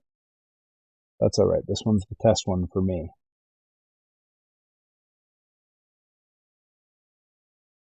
Boom. Put one there. Sort of our flower outline. It's looking pretty. That's pretty bold. That's what we wanted, was bold. Yeah. I'm feeling pretty good about that. But I need another. Where's my navy blue? Here's the navy blue. What I need to do, come in here with the back end of this brush, get a little dot of it on there that it's never going to focus on. I'm going to go right in the middle of that.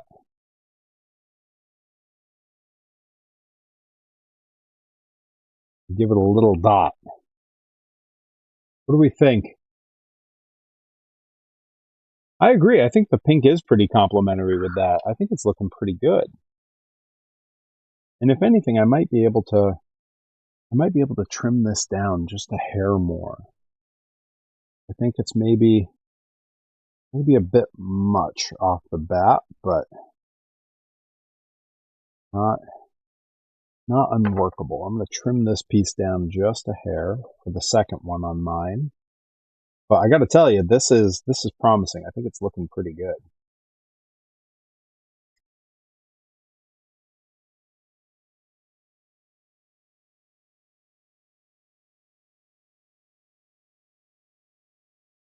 Same thing on this other one. Ever so slightly. There we go. All right, let's try the second one. Day Without Darkness, welcome in.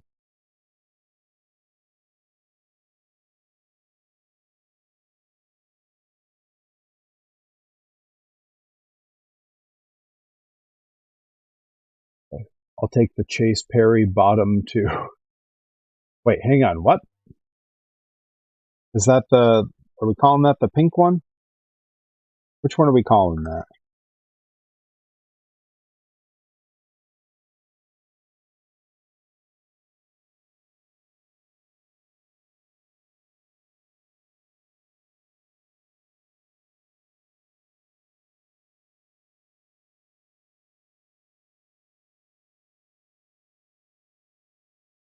Yeah, flower. Looking pretty good. I'm honestly kind of surprised at how well this is working. Like I'm into it. If you really wanted to, you could do a different color flowers on each. That's true, I could. Reed says the pink looks nice. I agree. I think it pops. Like it's really nice and bright on there. Really pleased with that. All right. If I give it the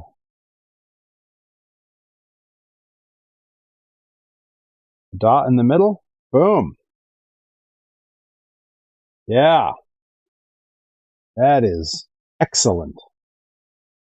I am exceedingly pleased with how that looks. Thank you, Hirobotic. Just the one that's a test or different. Oh, okay. Yeah, see, that's what I do the same thing, Nickabean. So whatever one I think is not perfect, it's the one I keep. I want to put the best ones out on the merch table for everybody since they're paying for them. And for me, it's just like a record of what I worked on. I'm going to zonk out. Going to be crossing the state tomorrow. So have a great Stardew stream. Heck yeah. Have a safe drive. Assume you're seeing the fam out on the other half of the state. Be sure to say hi to them for me. Tell your mother I said hi. She's a great supporter and a great friend. So, and of course, enjoy. I assume the boy and the wife are going with you. Give them my love as well. We will hang out soon here, Robotic. All right, let's stamp some more flowers. I can't believe how this is looking. Like really, I'm kind of floored by how well this is going. I'm trying to find an angle where you guys can maybe see what I'm doing.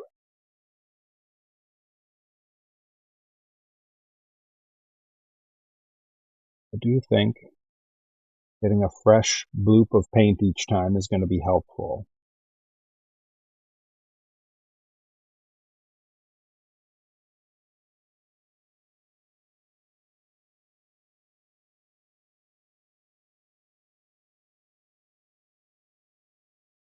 Okay.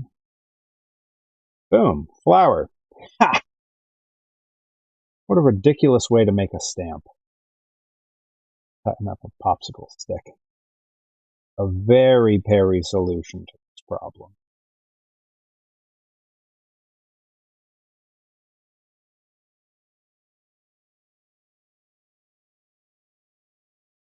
Yeah. All right.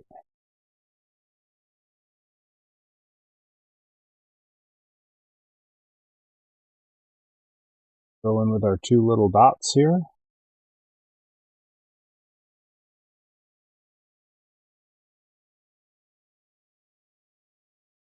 You guys, come on. I mean, come on. This is, this is how I was going to do this is something that had been kind of rattling around in my mind.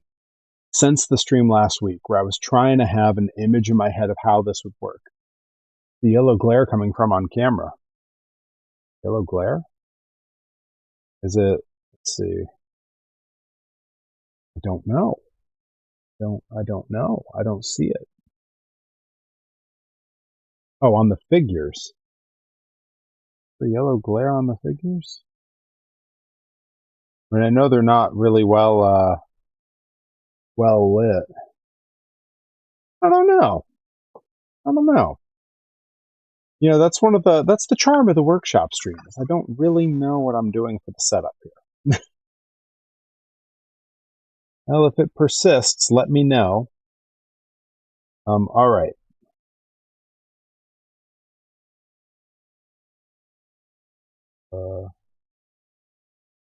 Like that.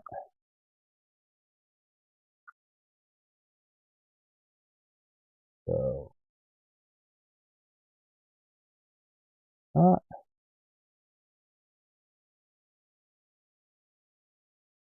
And like that. Come on. Well, flower petals. Let's go. Oh, it's the paint. The light hits the paint and it. Oh, tricky. That's how they get you. Or at least that's how they're getting me, it would seem. Come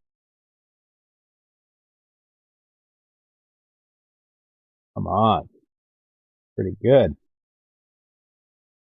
I'm right back on that same spot. Yeah. Yo. This is coming along so much better than I thought it would.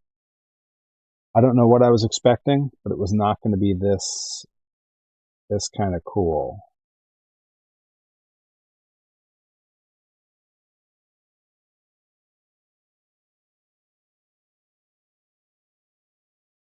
Boom. Yeah, 2 little flowers on each leg is really nice. All right, now we get to see how it's going to look with the orange. So those are the pre-sales. Those are our test pieces, and I think it looks really good. Now we're going to try it on. These are going to be the ones that go on the old merch table. So I have not yet seen how the pink stands out against the orange. And I'm excited to see what it's going to do. Let's just dive right in. Same deal as before. Oh, I think that's going to look really cool. As our friends, the Bacabellas, might say, another winner.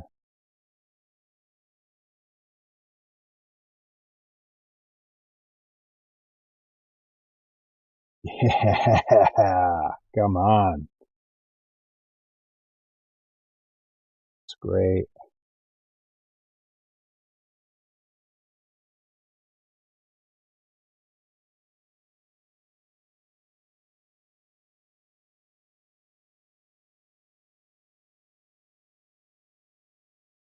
Yo.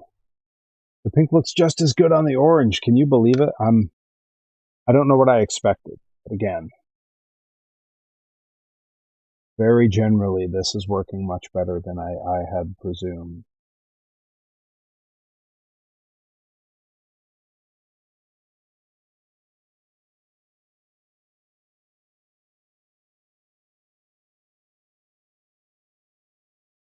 Come on. Yo, these look so good. Yeah. Oh boy. Okay. You can't tell I'm very pleased with myself on how this is going.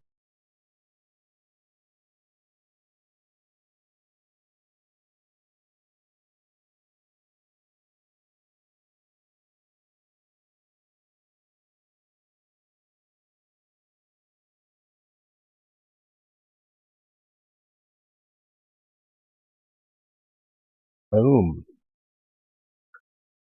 I also love that this is like replicable, you know? I like uniformity in the toys that I make. I like them all to feel like they were made by the same person. I like them all to feel like they are the same toy. You know what I mean? And this is tickling a part of my brain that is often not reached quite this way by this work. Yeah, I've started to learn the intricacies of the stamp. But I mean, looking back at the green ones, the green pants, it's looking good there too. Like, when I really, let's, right, like, this is looking, it looks so good. Oh, I'm really pleased with that. Yeah, wow. I'm gonna be really pleased when I take the photos of these all finished. Um, I won't have a completely finished orange one with a Hawaiian shirt to photograph because those will sell, and I won't be here with my photo setup. I have some matte black foam core board that I use as like a background and a floor drop for the good photos of the toys I've made. Um, but I will be getting the leis and the Hawaiian shirts day of, I believe, at the Luau to sell. So those won't make the photographs of the orange trunks that are being sold at the show, but I can photograph the green trunks.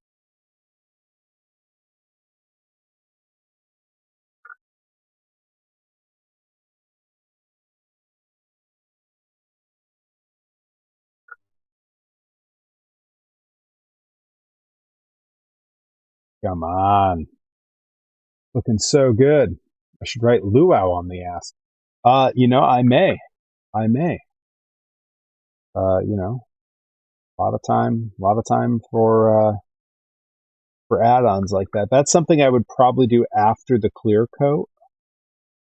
I find that very small, fine line work, like writing text or the pupils of the eyes, those kinds of things, are best left till after the clear coat is on because the clear coat can, oh, come on. Yes, look at that. The clear coat can muck with that a little bit, and I don't want to run the risk of having anything go awry after all this work. All right.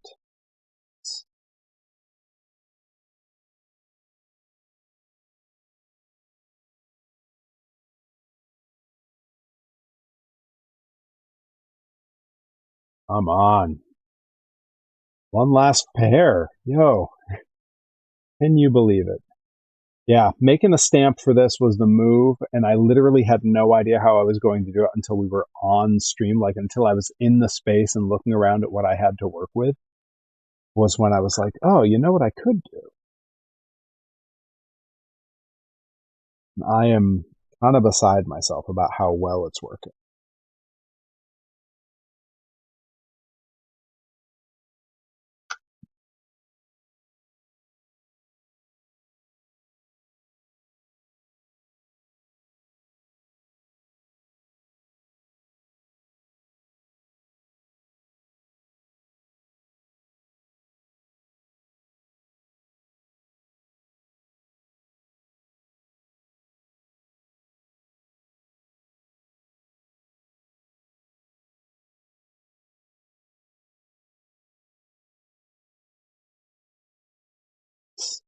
All right, and that's the end of the stamp.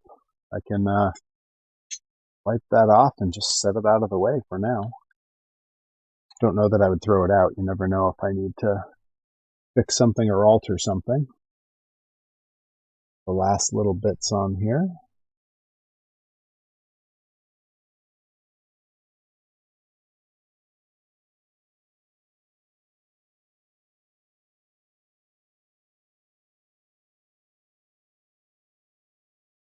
Boom. Come on. Let's go. All right, these are moving safely out of the way. Clean off the back end of that brush.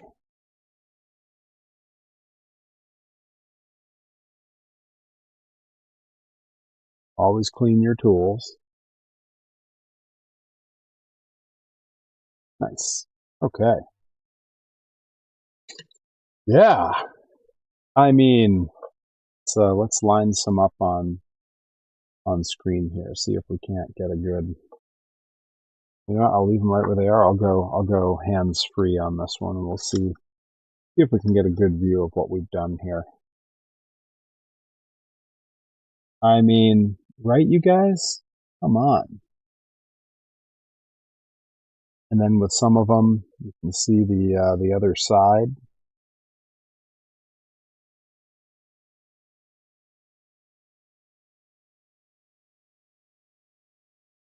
Folks, I think that is looking really good.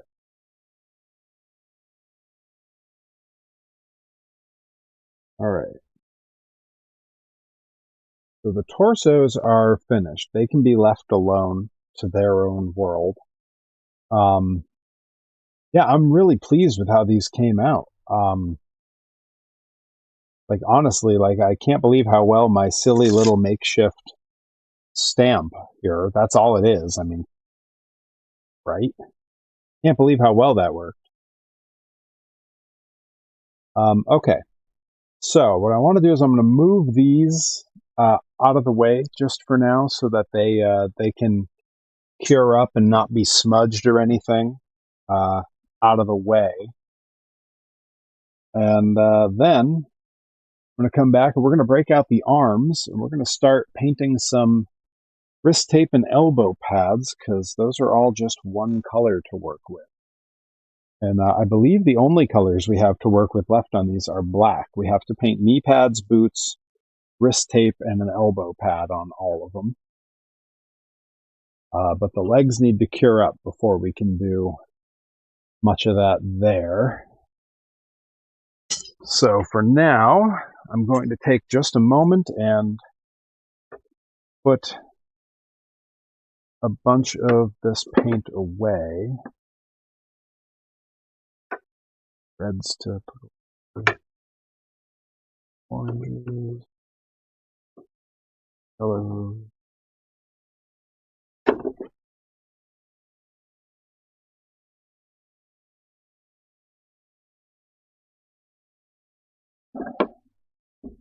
And the black can stay out here, the blue can go away. All right, I can close that, get that out of the way. And now we just have our black remaining. And we have a small mountain of arms that need some detail work done to them. There we go. For those, I think I want to keep my drying rack close by so I can hang them all up when they're done. Once they're done, there's not really a way to set them down where they don't smudge, so these all have to be hung up. So I have all the torsos on a little cardboard flat here. I'm going to move them out of the way so they can dry of their own accord. In fact, I'm going to move this whole rack out of the way. Set them right here. I'll let this air get at them a little bit. In fact, this whole thing could be probably propped up just a little. Have something for that? I gotta have something for that. There's always something. Let's see. Yes, tune into my Twitch channel where you can watch an aging pro wrestler meander about his workshop looking for items that he should be able to track down much more easily than he does. Thank you, my loyal viewers. All right, so with that, I'm going to bring my entire drying rack over here. I've got some prototype pieces sitting here that need to move, including Bloopy's big prize from last week. I can't wait to send that out. It's so cool. Sometime soon, for those keeping track, sometime soon, I do have another prototype Perry that I'll be auctioning off. It is an older model of Perry, but it's one that's been up in my room on a display shelf for some time. And I'm also planning to auction off this prototype Delmy at some point soon. So we will have little competitions for those. I'm looking forward to that. He's jealous of that. Sorry, I don't have my soundboard, everybody. Doing the best I can with limited tech. All right, and since I have this out, how many arms do we have? Because I got to hang them all up. 1, 2, 3, 4, 7, 8, 9, 10, 11, 12. That's right, 6 guys worth of arms. Because the 7th one, they need to be reprinted. So if that's the case, I need that many hooks up on the thing here. 2, 3, 4, 5, 6 up here already. Solid start.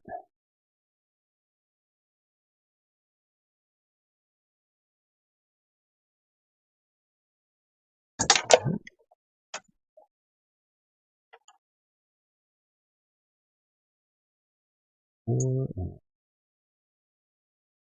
5. I guess I'll hang some of these longer ones too. There's a Delmy. Is there a Vox? There is no Vox. Ashley Vox, who may or may not be currently retired, it's hard to tell, has never had any interest in really having much merch made of herself. She's had some t-shirts in the past, but I believe now, could be wrong, but I think she's just doing AI designs for a lot of her shirts and stuff. I don't know. Ashley's never been one to ask me to make merch for her, so I don't press the issue. She's the more aloof of my sisters, for sure.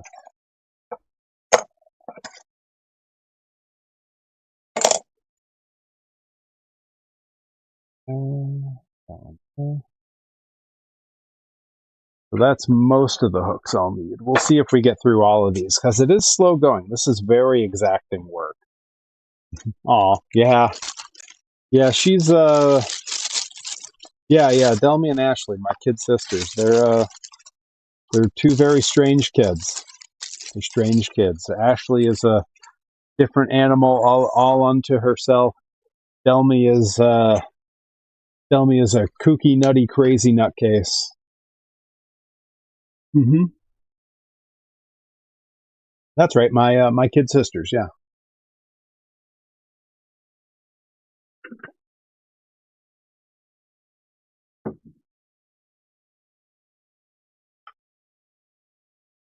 You mean like, as in like brothers? I mean, I have a brother too.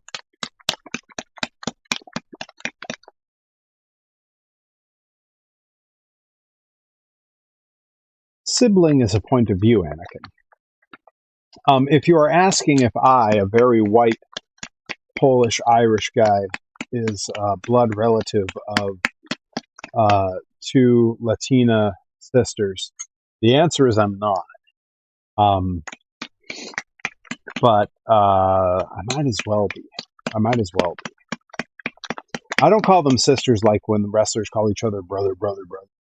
I call them sisters because they are like family to me. Very much so. I mean, as best man at Delmy's wedding, I've spent, at this point, we did the math, thousands of hours on the road with both of them. Day Without Darkness, the irony that you're the one saying family is who you make it when you are literally part of my family is pretty excellent. But as part of my actual family, I think you can say none of us would be upset if Delmy and Ashley were part of the family. They're delights. Lovely, lovely people. And I know their families, their actual blood families a bit, and they're lovely people. So, be welcomed with open arms. All right. Oh man, I keep looking over at those board shorts. They look so good.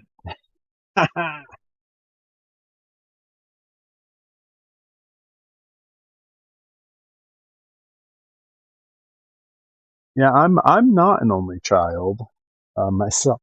Excuse me, myself. And the irony that most of the friends that I refer to as being basically siblings to me have never met my actual sibling is pretty crazy.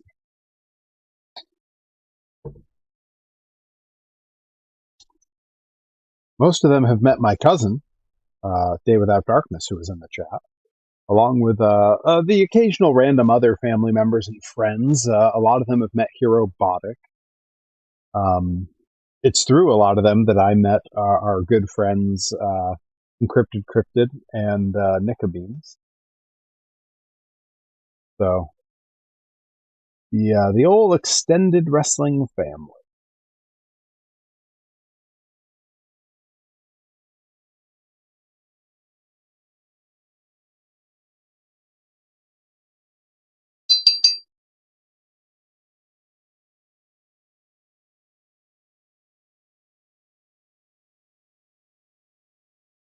All right, so I think I like to do like ones first. So I'm going to try to split these up into left hands and right hands, because the right hand, the figure's right hand, has an elbow pad sculpted into it and wrist tape and a hand tape. This one is pretty finicky, so I think I kind of want to do that first. And then we'll leave the easy ones, which is just a thick, long wrist tape up to the forearm. We'll leave those for second. So try to split those up here.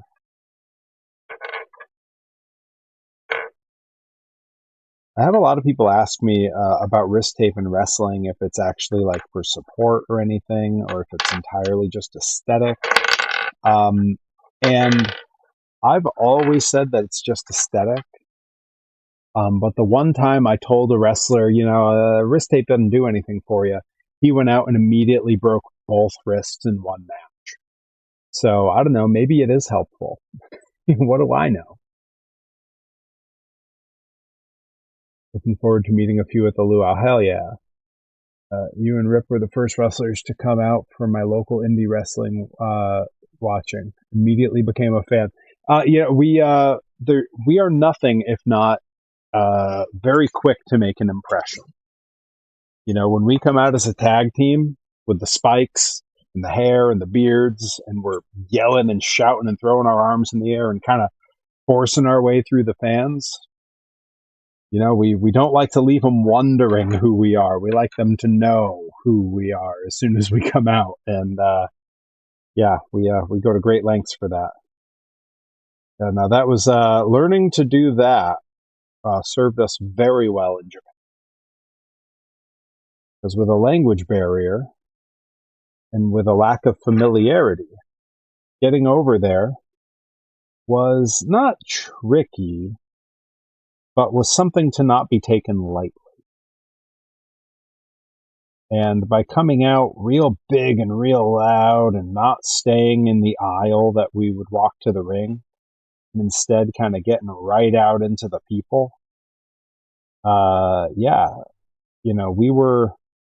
we were heels, we were bad guys, but we were endeared to those fans right away because of the way we presented ourselves. And it's something that we worked on a lot for years, really crafting. And you and Encrypted Cryptid met us right at about the time that we figured it out.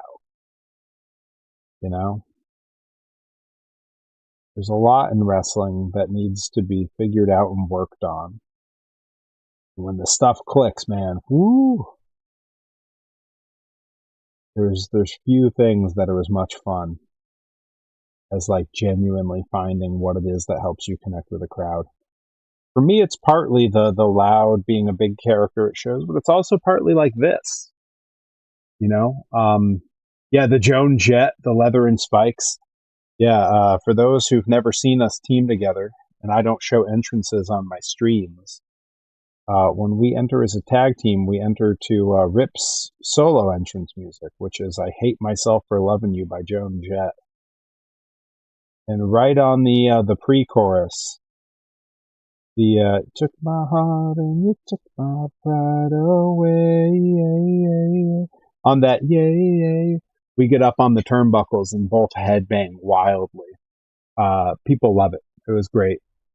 Classic Stan Hansen, Bruiser Brody approach. Yeah, kinda. I mean, huge influence on the two of us. And if you look at the two of us together, I'm Stan with long hair, and Rips, in many ways, has a lot of Brody in his look. He's a short little Brody. I say he's short. It's like he's on the upper edge of 5'10", so like, you know, he would be short next to Bruiser Brody, but he's not short. That's something I was talking with him about recently. Is like, he refers to himself as being short. So like in my head, I was like, yeah, Rip's short. And then I get a look at him up close sometimes, and I'm like, he's towering over a lot of the other people in this locker room, you know? Yeah, the top rope headbang was a classic for us. I just did the motions with you. Yeah, you know, it was a real signature. Rip doesn't do it all the time anymore when he still enters to that song. Like sometimes he does, sometimes he doesn't, and which is crazy to me because it all started as his thing. He was doing that as a solo act, and I was like, well, if I'm teaming with you, I'm also going to do it. Like, it looks awesome, and the crowd loves it. Why wouldn't I also do this thing? And having the two of us do it together, where we both had the hair everywhere. It was huge. Sometimes he comes out with large chains and slaps the ring right by. Yeah, he sure does. And he did that in Japan too. So Rip can't really travel with a chain, at least not internationally on airplanes. So when he goes to Japan, he doesn't bring a chain. But when we were in Japan, he found a chain in the dojo, in amongst all the tools and stuff, and just said, "Oh, I'm going to use this." Didn't ask anyone's permission, didn't tell him he was going to do it. He just put it in his backpack and brought it back to the dojo house with him after training, and then packed it in his gear bag and brought it to the shows. And promoter loved it, fans loved it. And when he was done, he brought it back to the dojo, and then before every show, he would grab it again. And now, when he goes back and visits and does a couple shows with them, he takes his little Japan vacation trips out there. They keep it for him. They keep it with him. Encrypted Crib says, "How do I get you guys to come out to a ska gimmick instead of metal just once, please?" I don't know. You'd have to bash Rip in the head until something broke permanently because he vehemently hates ska. Rip is very close-minded about his music. He likes one genre of music, and it is 80s metal. Full stop. I don't know why he's like that. I don't know who hurt him, but that's how he is. He hates pop punk, he hates ska, he hates emo, all of them with a fiery passion. He will entertain pop music, but specifically only girly pop and just a couple Backstreet and NSYNC songs, and that is it. I did used to do a ska gimmick with Leary. We tagged as a message to you, and it was a very ska-heavy gimmick. We would come out to Big D and the Kids Table's cover of Little Bitch, and that was awesome. I loved that. We don't team anymore, though. I didn't like the gear I wore in that gimmick. I had these white jeans that he wanted us to wear, and I hated how it looked. I wrestled in my boots at first with that gimmick, and I hated the way the pants would kind of ride up on the boots, and it would just look bad. So I started wearing my high-top Hawaiian print Vans, which was a small improvement, but the pants still looked terrible. I hated those pants, and he knows it. So one night when I was at home, I just took my sewing machine to them. I cut them down into capris and hemmed them. So they became sort of 3/4 length capris. And that was way better, but still not very good. Wait, does Rip not even get into... No, he doesn't. None of it. Rip knows one ska song that he doesn't hate.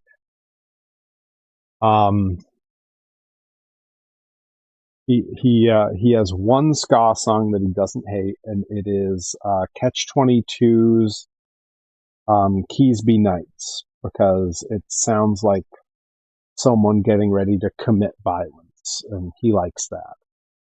It's the only ska song I've ever heard him sing to. You know?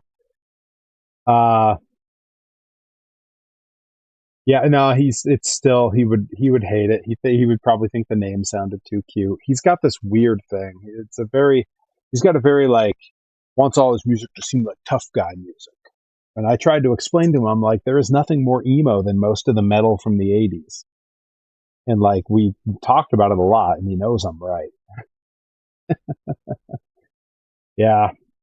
Yeah, he's super close-minded about music. Um, it's a shame. He likes just enough fun stuff that I can get along with. Like, he likes Weird Al. Doesn't love Weird Al, but likes Weird Al. I've said for a very long time, my litmus test for if I can actually ride somewhere with another wrestler is if I put on the Saga Begins, which I closed my karaoke set at the last all day stream with. If I put on the Saga Begins and you can't sing along with it, I don't know. Highly sus. Highly suspect of that. And he can. There was a car ride long ago where something was broken with the car's radio, and we couldn't get our phones to connect. And the highway was in such disrepair that we couldn't hear our phone speakers over the road while we were driving. So we were doing karaoke in the car, but it was a cappella karaoke.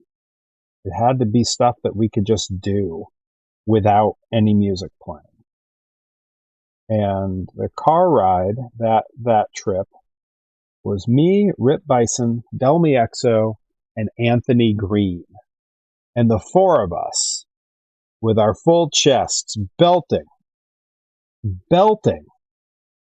did a group rendition of the Saga Begins, beginning to end, and all four of us knew every word. It's one of my favorite car ride memories of any car ride group I've ever been with, and I've been with some great ones. But that was a great time. Something like 2 in the morning. You know, it was something like 2 in the morning driving back from the greater Philadelphia, southern Jersey area on like a Wednesday or something like that. I want to say it was like a Dojo Wars or something. Might have been an ECWA taping. And we were tired, and it was the beginning of a very long weekend of bookings for all of us. And yeah, that got us through a few miles.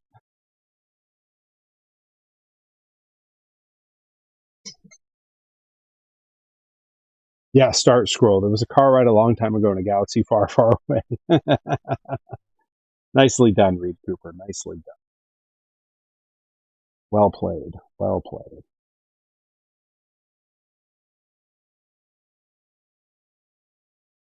All right.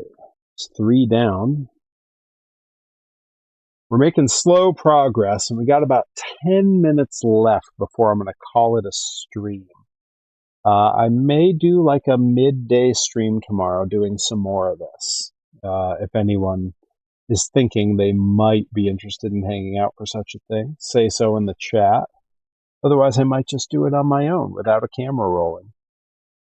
Might just, throw on an audiobook or a podcast and just set to painting the old figs. Because we still got a ways to go. But if folks would be interested in hanging out, Nika Beans, yes, just make sure to call me. Hey, I try. I do my best. I try to tell everybody. I put it in the Discord. I put it on the social. The last time that you almost missed one, I did text you, and you responded in all capitals, "I'm ready." And if I could reach my soundboard right now, I would hit the CM Punk, "Tell me when I'm telling lies." I did my best. I tried to help.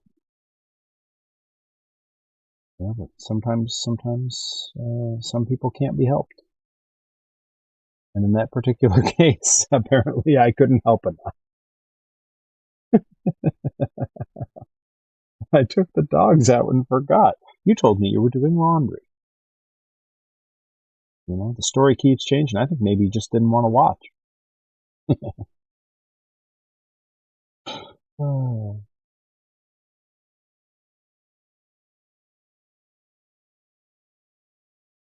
I would be the worst. I would be the worst, like cop to interrogate people because I would just keep making jokes and popping myself. I would have to play good cop, I guess.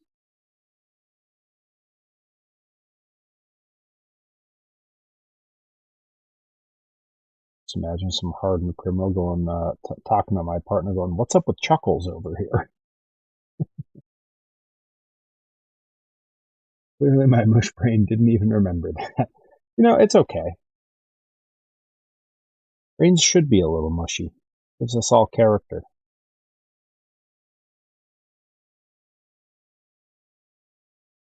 I'm highly suspect of anyone whose brain works too well. I find neurotypicals to be very untrustworthy.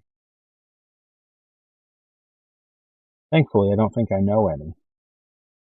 So, not an issue. I know some people who would claim they're neurotypical, but I can't think of a greater indicator that you're not than claiming it.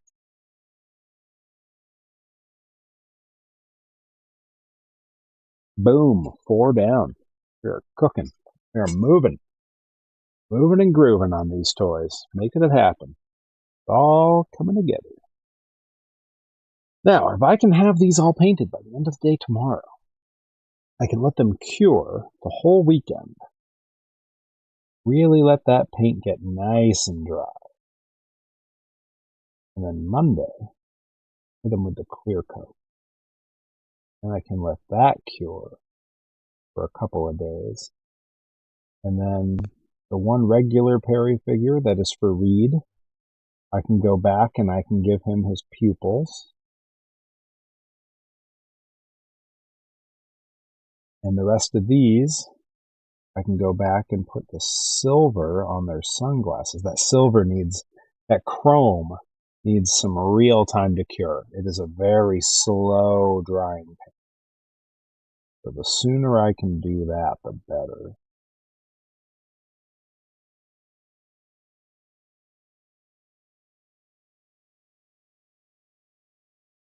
So I may call an audible and clear coat all these like Sunday night or something. Give them all day Saturday, all day Sunday, all day Friday to dry. Then hit that clear coat Sunday night. Give them all day Monday for the clear coat to dry. Clear coats dry pretty quick, but you do want them to have a lot of cure time before you pack them up or anything. You don't want any leftover tackiness. And then, yeah, like Tuesday or Wednesday, I could hit the chrome on it. This is what happens every time is I think like, oh, you know, I'm running real early on these toys. This is great. And then when I actually look at the time frame, I go, uh-oh, I forgot that stuff takes time to dry. And then I got to start thinking about it. Got to start doing some calendar math. Yeah, tomorrow night, 8 o'clock, folks. I will be back. I will be streaming some Stardew Valley with the birthday boy this week, Mr. Johnny Torres, our good friend. So I hope you will all come out and wish him a happy birthday on the stream tomorrow night. Still got a few minutes to to work on this. I believe I started the stream a few minutes late. Yeah, we can go a little longer. I think I started about 10 minutes late. I'm seeing we've been live just about 2:20.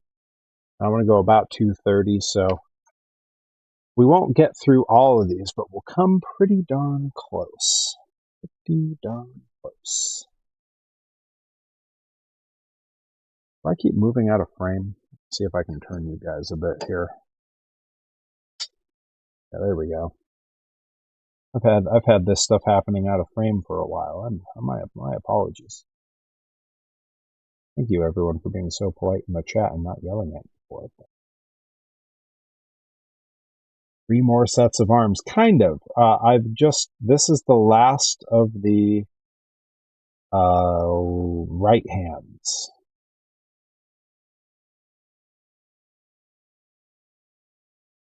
So technically, I have 6 more half sets of arms. But where these are very exacting because I have this wrist tape scheme that's very detailed, very small. I want to get the edges just right. The next ones are all much easier to do.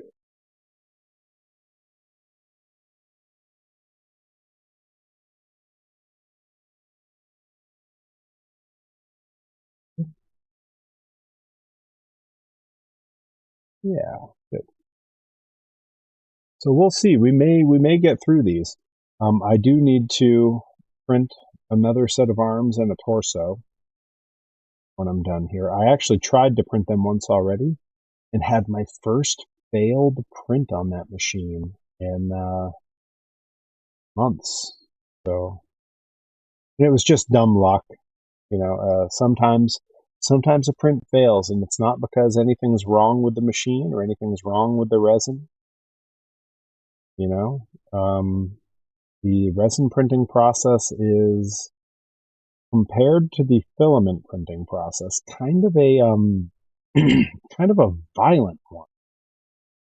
There is the print itself has to maintain a fair bit of strength to hold up to the process, and one weak link on any given print can throw the whole thing off, and that's what happened. It was just dumb luck that it didn't work out. This is not a Hollow Wicked figure. Yeah, I mean, you know, there's gonna be some folks that I'm doing some figures for that are going to be much more involved. There's some folks I'm talking to that desperately want figures, and they do want me to do the painting, which is fine by me. It's good content. I don't mind doing it. It's kind of relaxing, really. As stressful as it may seem to paint little finicky things, it's kind of relaxing. But it's good content. It's something to do on stream, and I get paid a lot more if I do the painting. So there are some folks that have asked me to do figures for them where it is going to be much more involved. So yeah, look out for that. Let's see. Let's click down. We're ready to go. Okay. And now you'll see these are much faster because I only have to worry about 2 edges, top edge and the bottom edge. And then the rest just gets filled in. So this part I definitely sculpted, not just to match how I look, because this is how I wear my wrist tape, but it's one that is sculpted kind of to make my life a bit easier.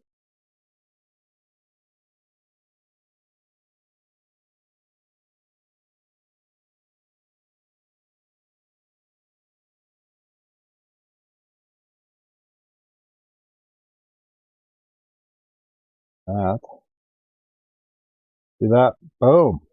Just that quick, just that easy. That's all that one takes. Taking a look at it to make sure good coverage everywhere. Sometimes it's hard to tell if I'm seeing reflections of the light down here because I have pretty bright lights on because I know this is all on camera. Or if I'm seeing transparency in the paint. But that was just, what I was seeing was just reflections, so looks pretty good. Pretty good.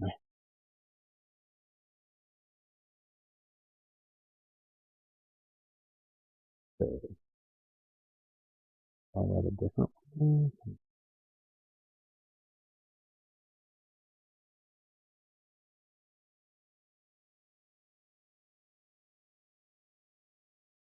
That's gonna work.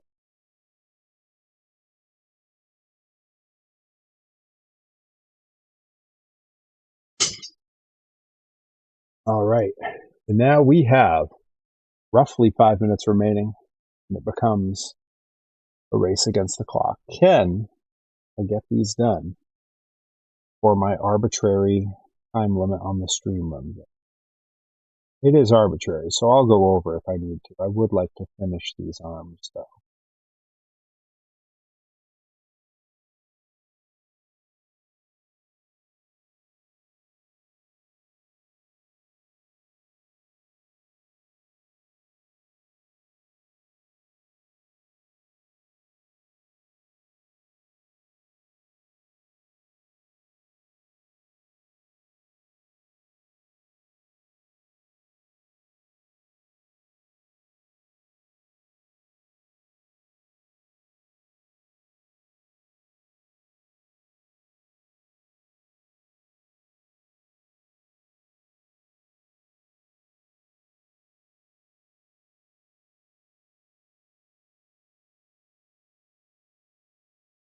Boom. Like I said, these ones are going to be a lot faster.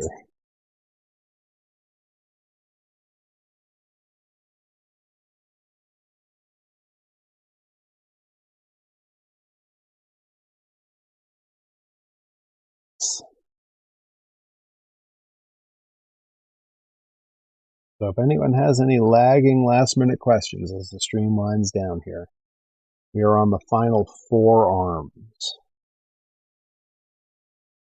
But yeah, if folks are into it, I will do a midday stream tomorrow down here in the old workshop. Got to time it carefully. Got some errands to run tomorrow, and I gotta get the old workout in. Tomorrow's a leg day, which is unpleasant. You know, leg day can be really fun and enjoyable. There's days when like it's really, I feel like I'm really rocking a leg day. But psychologically, I enjoy my workouts best when I get a good pump and I can see it. And I'm not good at flexing legs. And because my legs are very long, I feel like I never get a pump. So it just never feels as good as like a shoulder day or a chest day. Those are the days when I'm like, yeah, look at me go.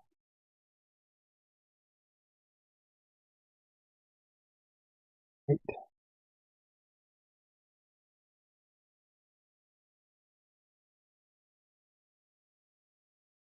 Coming right up on that time. I'm not going to rush these.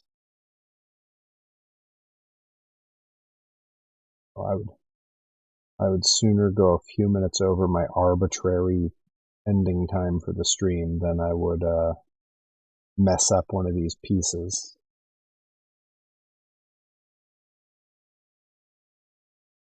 But I feel pretty good about the productivity tonight on stream. We did all the hair and beards of our torsos. We got all the arms done in a minute. We got those board shorts all done. That's huge. By the time I'm theoretically potentially streaming tomorrow, I'll be able to paint the boots and knee pads on those legs and call those done. And I will theoretically have printed a fresh torso and set of arms to do, and we'll do those. And shy of the little bits of touch-up work and clear coating, some pupils on Reed's Perry Classic figure, and the mirror effect on the sunglasses for the Luau figure. shy of those details, these toys will be done. And I know our good friend Beans has been feverishly working on the little mini Hawaiian shirts and the lays for these figures. Luau is going to be off the hook.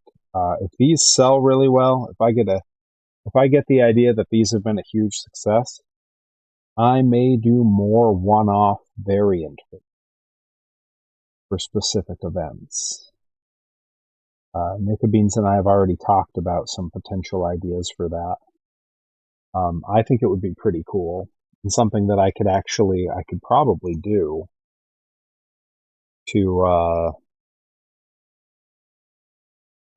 make little t-shirts, actual cloth t-shirts for the Perrys with the RPM Fest logo on them.